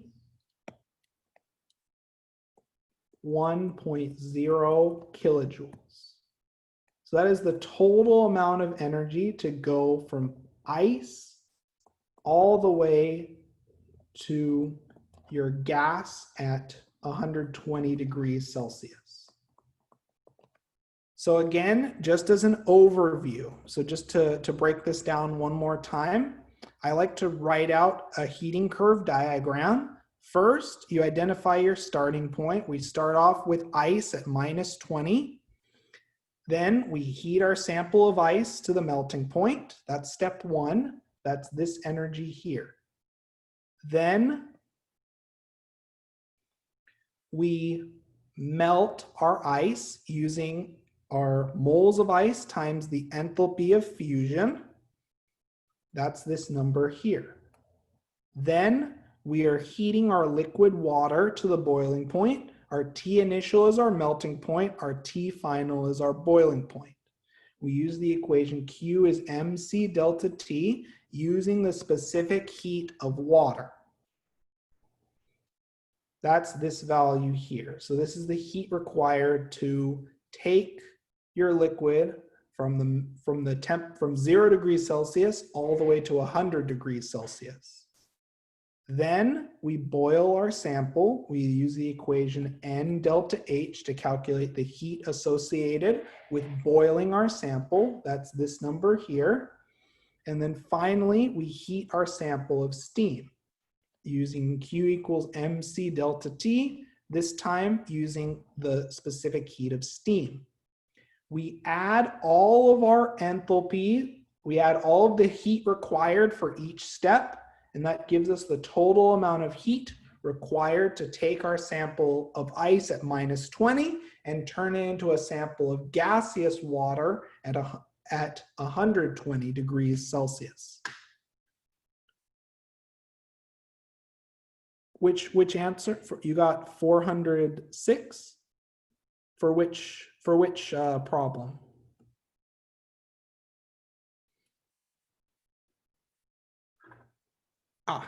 I see, for the last one.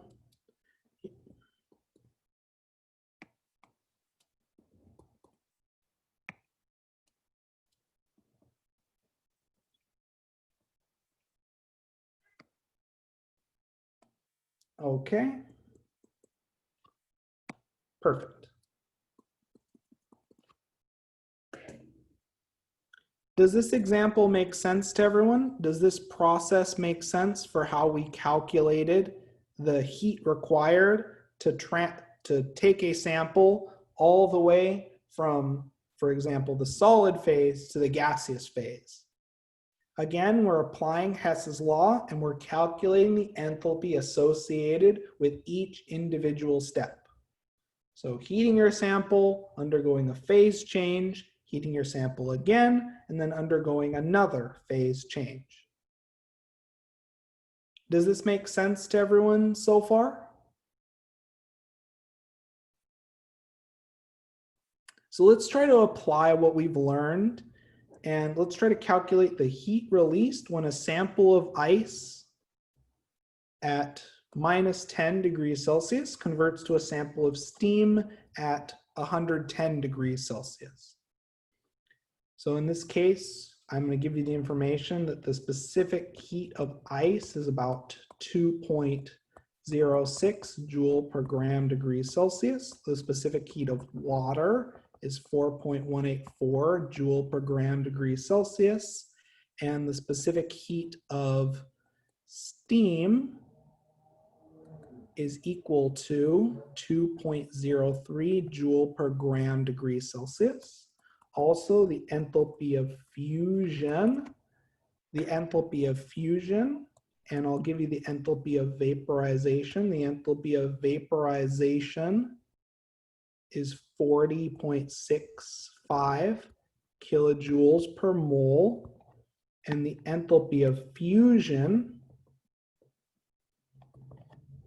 that we actually used in the previous problem is 6.01 kilojoules per mole. So given the following values, I'd like you to calculate the heat released when a sample of ice at minus 10 degrees Celsius converts to a sample of steam at 110 degrees Celsius. And again, I would recommend breaking each of these steps into pieces. And this time, let's look at a sample. Let's look for our mass of our sample. Let's look at a 20-gram sample this time. So let's look at a 20-gram sample, and let's try to calculate the heat released when a 20-gram sample of ice at minus 10 degrees Celsius converts into a sample of steam at 110 degrees Celsius. And we'll talk about this example in about 6 to 7 minutes.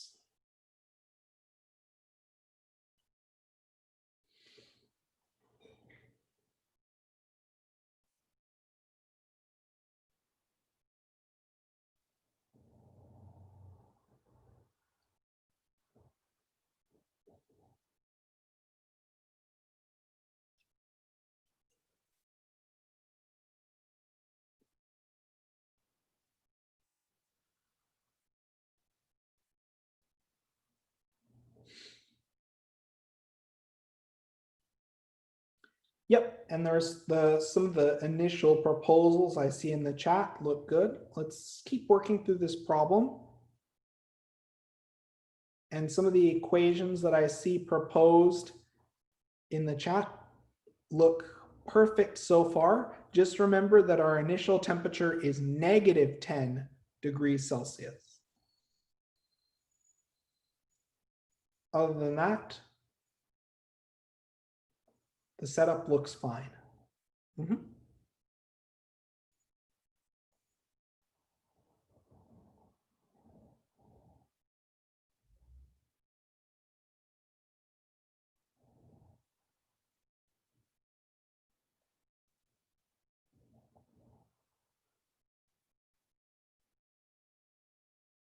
we'll discuss this example in about another 6 to 7 minutes.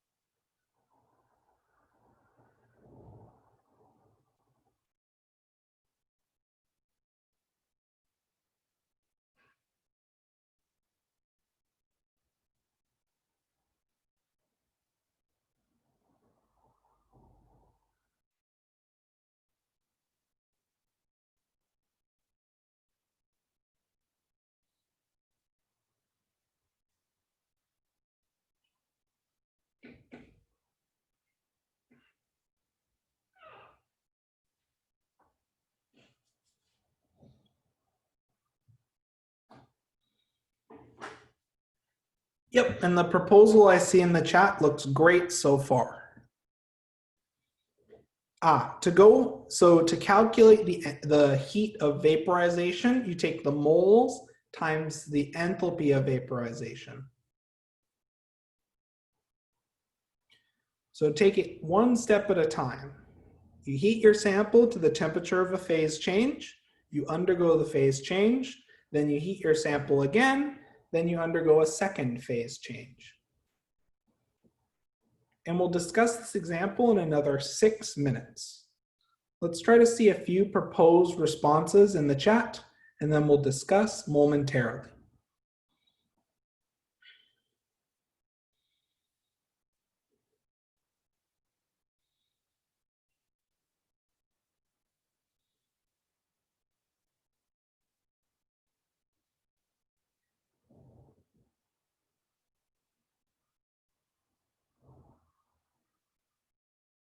All of the things that I provided would be given to you in the problem. We wouldn't have to solve for them. All of these constants that I provided would be given to you in the problem. And that's why I'm providing them as well. So we haven't actually done any calculations to solve for anything yet. I'm just giving you the baseline information that you'd need and that you'd expect to get on an exam question. And the setup that I see in the chat for the heat of fusion looks good. Let's keep working on this example and we'll discuss momentarily.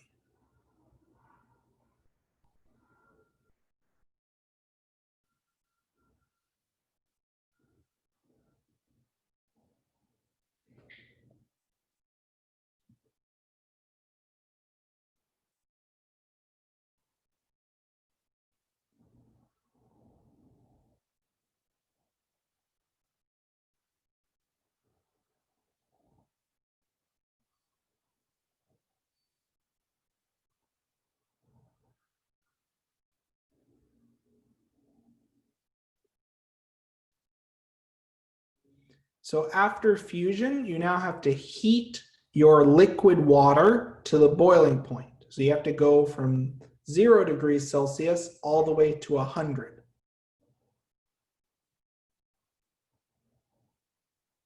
Does that make sense? So it's another heating equation, except this time you use the specific heat of water.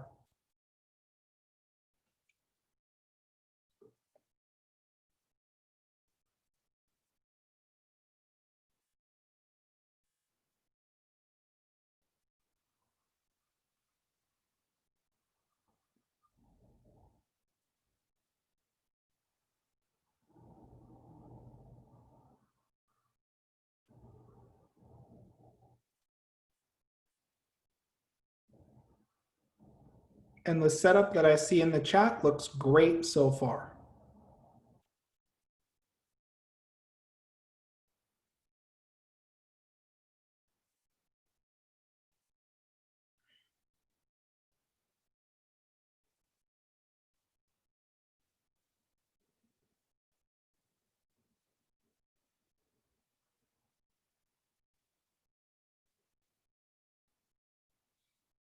That takes you all the way up to the boiling point, and now you're going to boil your sample. You're going to convert it from the liquid phase at 100 degrees to the gaseous phase at 100. Exactly right. So you'll handle it the exact same way you handled the fusion calculation.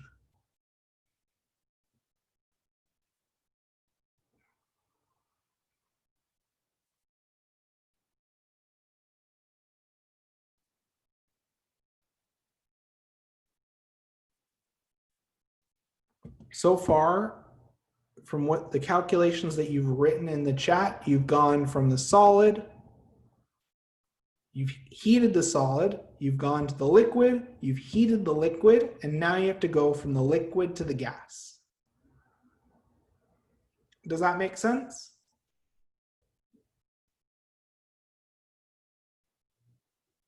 Yes. Well, first you have to heat your sample to the boiling point, and then your sample undergoes a phase change. Perfect.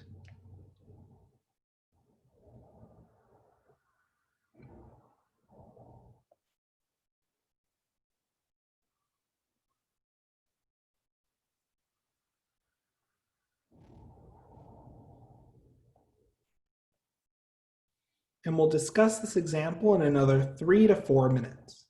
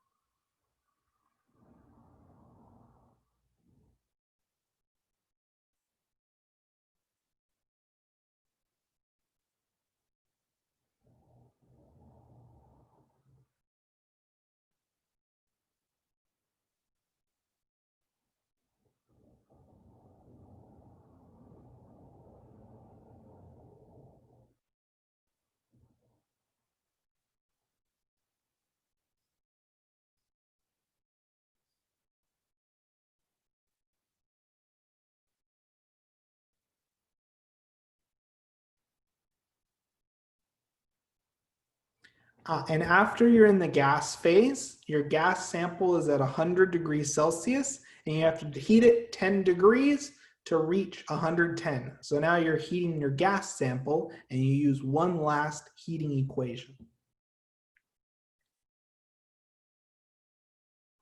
Yep, exactly right.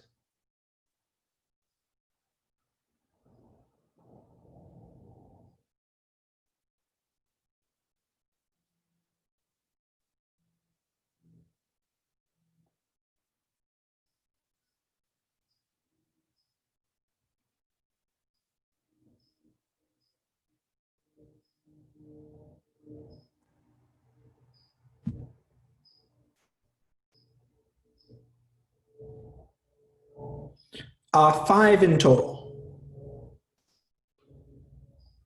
And we'll discuss this example in about another 2 to 3 minutes to give everyone a little bit more time.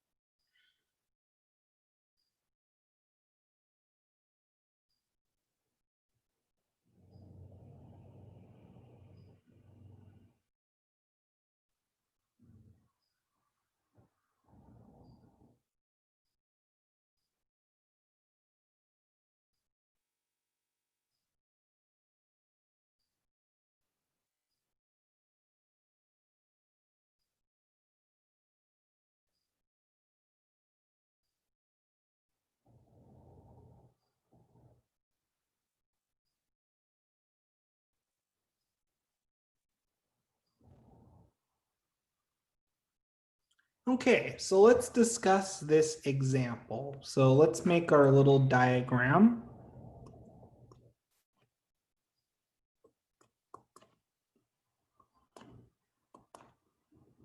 So we're in the solid state, now in the liquid, and finally in the gas phase.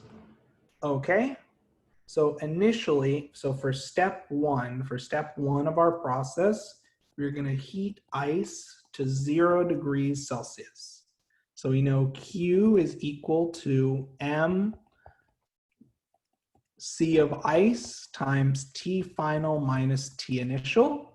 In this case, our heat is equal to 20.0 grams times 2.06 joule per gram degrees Celsius times T final, which is 0 degrees Celsius, minus T initial, which is -10. If we punch this into our calculator, that in turn gives us, so we have 20 times, we have 20 times, so we have 20 times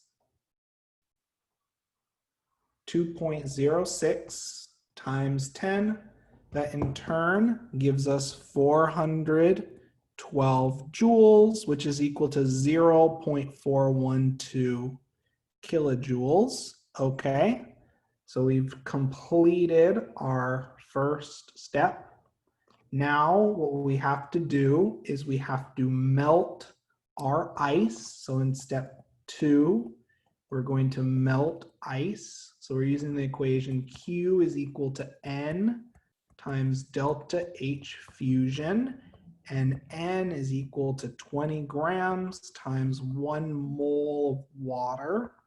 over 18 grams, which gives us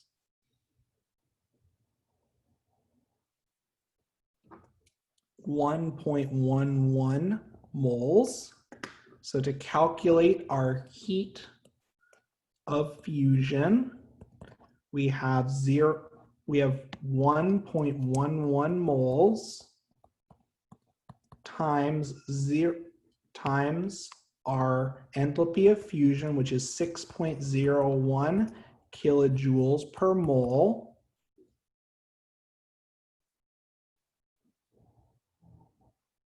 which gives us 6.68 kilojoules. Okay, now for step 3, we're going to heat our water. So for step 3, we're going to heat our water. In this case, we're going from 0 degrees to 100 degrees Celsius. So then Q is equal to MC water, T final minus T initial. So the heat associated with warming our water is equal to 20.0 grams times 4.184 joule per gram degrees Celsius times 100 minus 0 degrees Celsius. And that in turn gives us 20 times 4.184 times 100. That gives us 8,368 joules, which is equal to 8.368 kilojoules. Now what we're going to do for our next step is we're going to boil our water. So we're going to vaporize our water. So for step 4, when we're boiling our water, Q is equal to N delta H, which is the enthalpy of vaporization. So we have 1.11 moles times our enthalpy of vaporization, which if we look at our graph is 40.65 kilojoules per mole. So that in turn gives us an enthalpy of vaporization. So 40.65 times our moles gives us a heat of vaporization of 45.1 kilojoules. Finally, for our last step, for step 5, we are going to take our boiling water and we are going to heat. So we boiled our water and we now have our gas. We're going to heat our gas to 100 degrees Celsius.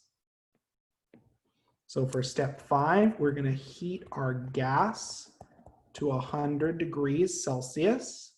So Q is equal to MC delta T, which is equal to 20.0 grams times 2.03 joule per gram degrees Celsius for steam, times our T final, which is 110, minus a T initial, which is 100 degrees Celsius.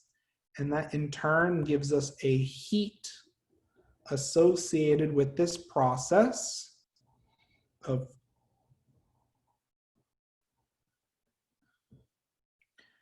451 joules, which is equal to 0.451 kilojoules. And now what we're going to do is we're going to add all of our enthalpy values for each of our steps together.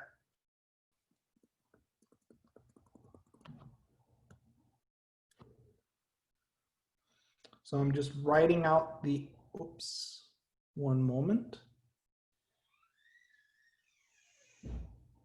So we're just writing the enthalpy values for each of our steps.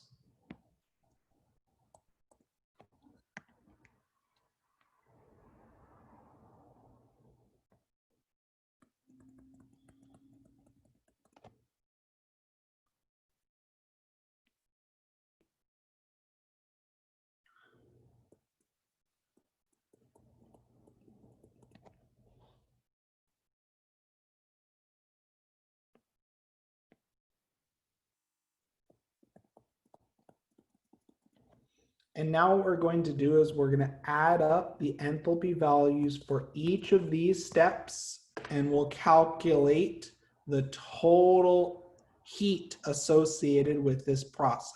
0.412 plus 6.68 plus 8.368 plus 45.1 plus 0.451 gives us a Q total equal to 45.551 kilojoules that we round for our total amount of heat equal to 45.6 kilojoules. Does this example make sense so far? The value that we heat to is the boiling point, and we always know that the boiling point of water is 100. If we're dealing with a different sample that has a different boiling point, then you'd heat to that sample's boiling point. Did that answer your question?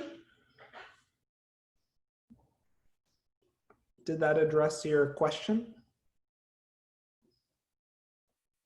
Does this make a little bit more sense now that we've done a few examples on this kind of calculation?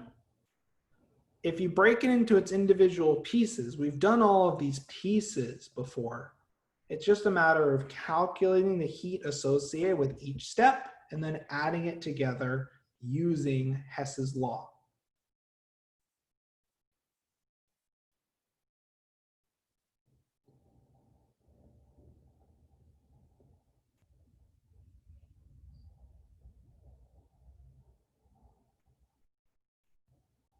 Any questions on this example?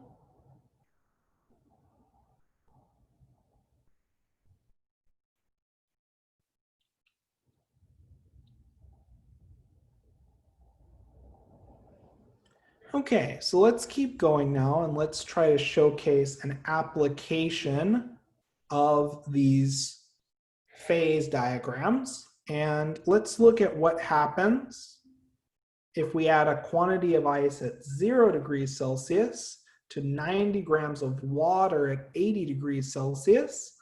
And when the ice completely melts, the temperature of the water is 25 degrees Celsius. And we're asked how many grams of ice were added. Given the specific heat of ice is 2.06, the specific heat of water is 4.184, and the enthalpy of fusion of ice is 333 joules per gram. Okay, so solving this equation, so solving this setup. So first and foremost, we know that any heat lost by our water is gained by our ice, okay? Okay, so we know that for our ice sample, in the first step, we are going to melt the ice. So Q is equal to N times delta H fusion, okay? And then in step 2, we are going to warm the water generated to 25 degrees Celsius. So we have MC delta T. The Q water, we're just cooling down our 90 grams of water, and that's equal to M times C times delta T. So let's plug in some values. Since we're given the enthalpy of fusion in joule per gram, we can just write this as the mass of ice.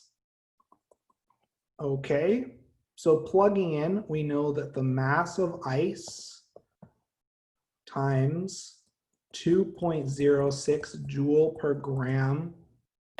Oh, sorry. We need the enthalpy of fusion, which is 333 joule per gram, plus the mass of ice times the specific heat of ice, which is we don't need the specific heat of ice for this. We need the specific heat of water, which is 4.184 joule per gram degree Celsius. And our change in temperature, our final temperature is 25, our initial temperature is 0. So this is our expression for Q ice. And for our expression for Q water, we're going to take the mass of water, which is 90.0 grams, times the specific heat of water, which is 4.184 joule per gram degree Celsius, times T final, which is 25 degrees Celsius, minus T initial, which is 80 degrees Celsius.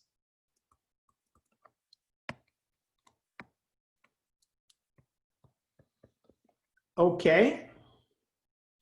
Punching this into the calculator, we get an expression for the heat of water, the heat absorbed by our water sample. We have 25 minus 80 times 4.184 times 90, and that gives us 20,710 joules, which is equal to negative 20.71 kilojoules. Okay, so solving now, we know that Q ice is equal to negative Q water, which is equal to positive 20.71 kilojoules. And that's equal to the mass of ice times 333 joule per gram plus 4.184 joule per gram degree Celsius times 25 degrees Celsius. So then the mass of ice can be rewritten as 20.71 kilojoules times 10 to the third joule per kilojoule divided by 333 joule per gram plus, and let's compute that out, 4.184 times 25, 104.6 joule per gram. So if we punch this into the calculator, we have 20.71 over 437 times 1,000, and that in turn gives us a mass of ice of 47.4 grams of ice added. So the only thing that's new in this equation compared to our previous examples of mixing water is that we now have to account for the fact that we can have a phase change, and we have to account for the heat associated with that phase change. Does this example make sense to everyone so far? Any questions on this example?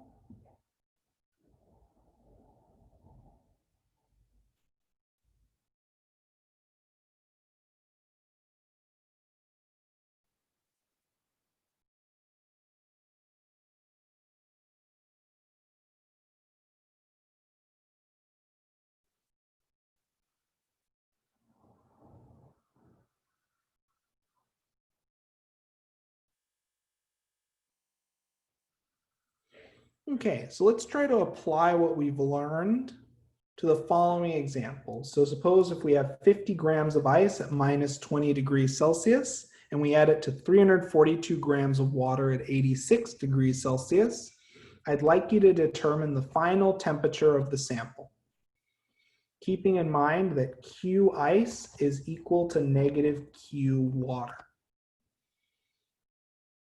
So let's spend about 6 or 7 minutes on this example, and then we'll come together as a group to discuss.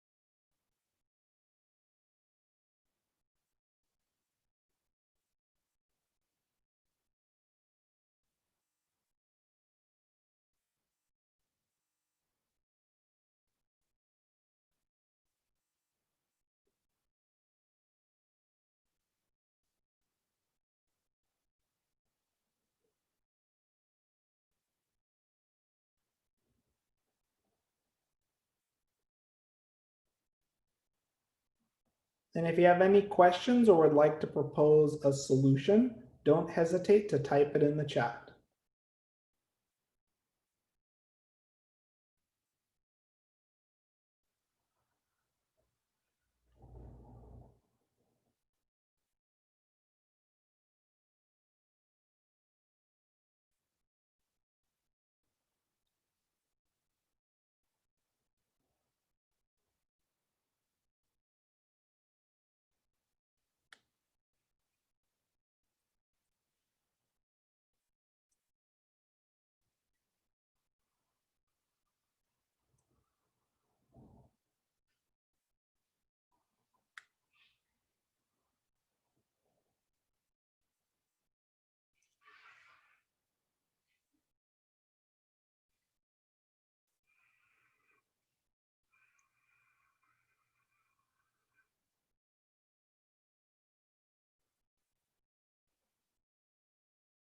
And we'll discuss this example in another 4 to 5 minutes.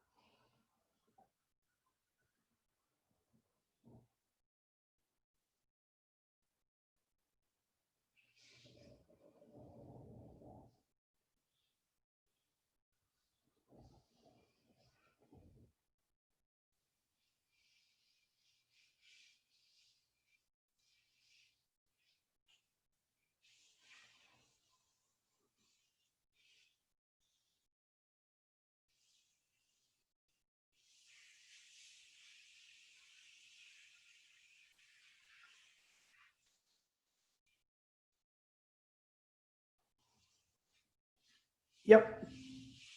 Yep. The first step looks good. Yep. And now you just need to consider, in order to calculate the final temperature, you're going to need another expression for heating the ice to the final temperature. And we'll discuss this example in about another 4 minutes.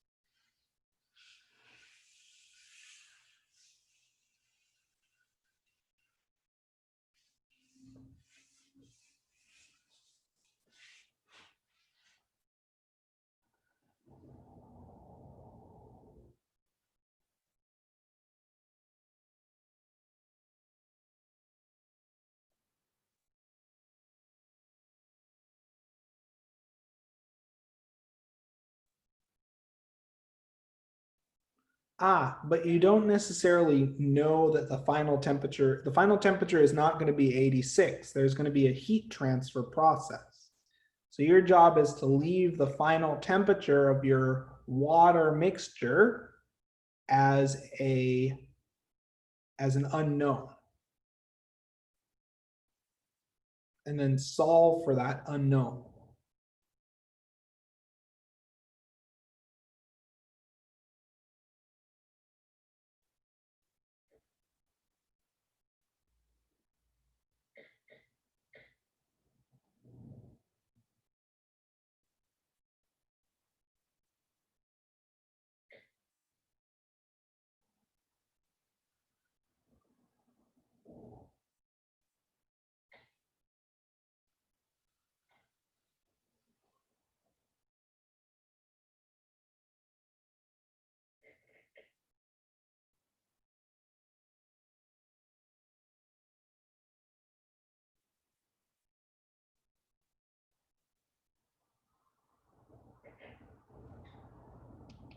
Yep, exactly.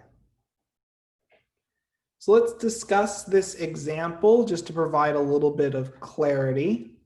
So let's start. So the Q water. So the Q water in this case would be equal to the mass of water, which is 342 grams. So Q water is equal to the mass of water times the specific heat of water times T final minus T initial. So we know Q water is equal to 342.0 grams times 4.184 joule per gram degrees Celsius times our final temperature that we'll leave as a variable minus our initial temperature, which is 86 degrees Celsius. Okay, the heat associated with ice. So first things foremost, we're going to heat our ice to 0 degrees Celsius. So we have first and foremost 50 grams of ice times our specific heat, which is 2.06 joule per gram degrees Celsius, times our change in temperature, which is 0 degrees minus negative 20. Okay, in our second step, we are going to melt the ice. So that is equal to 50 grams times the enthalpy of fusion, which is 333 joule per gram. And then for our final third step, we are going to heat the water generated from the ice. And that would be equal to 50 grams times the specific heat of water times the final temperature minus the initial temperature of 0 degrees Celsius.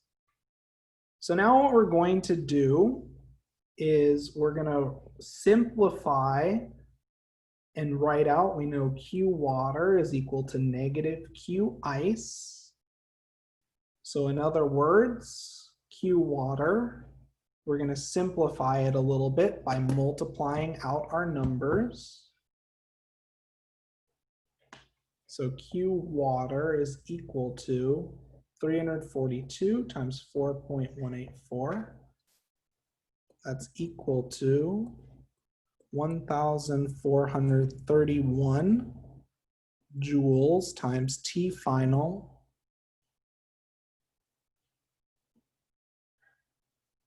This is joule per degree Celsius times T final minus 123,060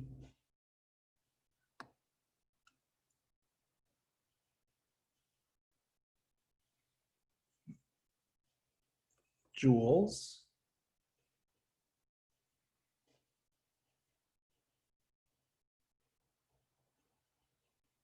Okay. So Q water, 123,060 joules and 1,413 joule per degree Celsius times T final minus 123,060 joules is equal to negative Q ice. So what we're going to do is we're going to combine these first two terms in our calculator. So we have 50 times 2.06 times 20, which is 2,060 joules plus 50 times 333, 16,650 joules.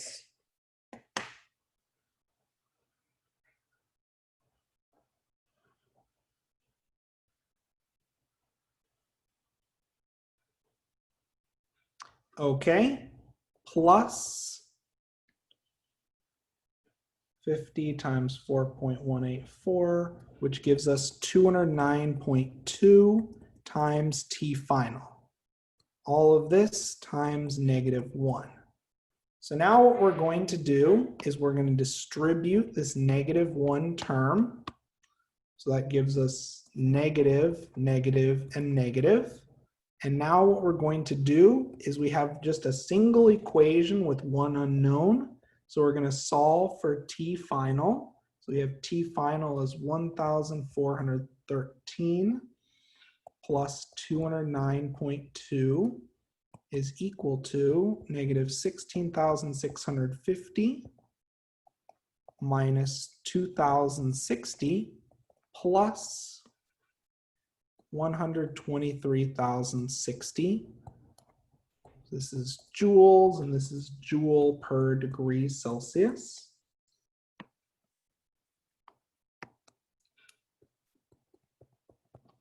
That in turn gives us a T final equal to, I know it seems like a lot of algebra, but once you have it in this form,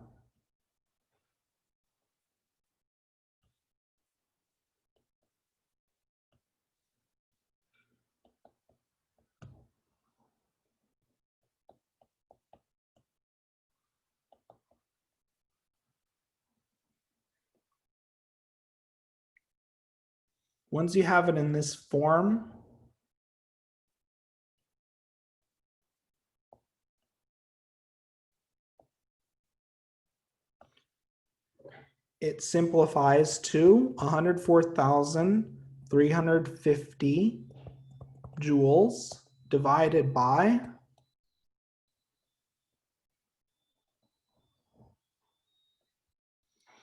1,622.2 joule per degree Celsius. And that gives us as our final answer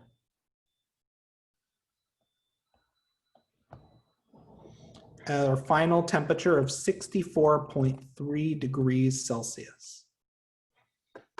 So the key way to solve this problem, you write expressions for the heat of water and the heat associated with our ice sample as they undergo heat exchange, accounting for phase changes.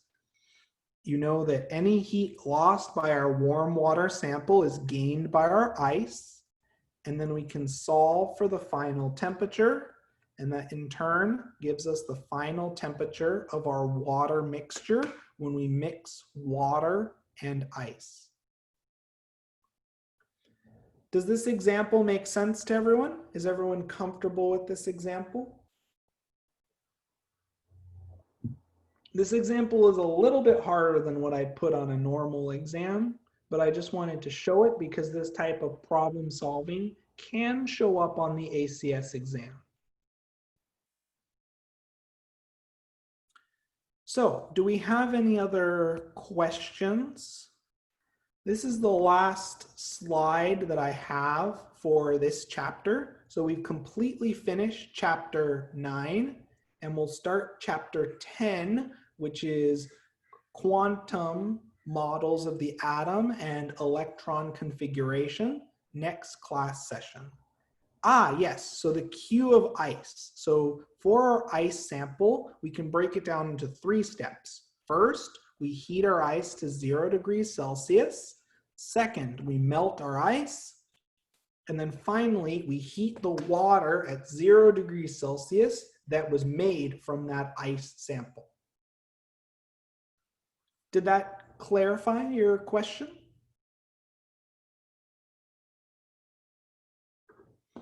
So just to draw it out. So first we heat our ice, then we melt, and then finally we heat our water. Does that make sense? Are there any other questions? Yes. They can be combined because they don't have a variable.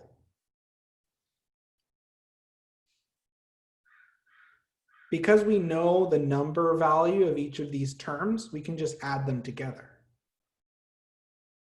You calculate them separately, but then you add them together to get your final result. And that just helps simplify it so that way you can solve for T final. Yep, so step 2, yes. Yes, because in this case, we're given the enthalpy of fusion in joule per gram. It's not multiplied by 2.06. These are separate terms. These are separate equations. The first is when you're heating your ice. The second is when you're melting your water. Does that make sense? Yep. They're two separate terms describing two separate processes. Yep, exactly right.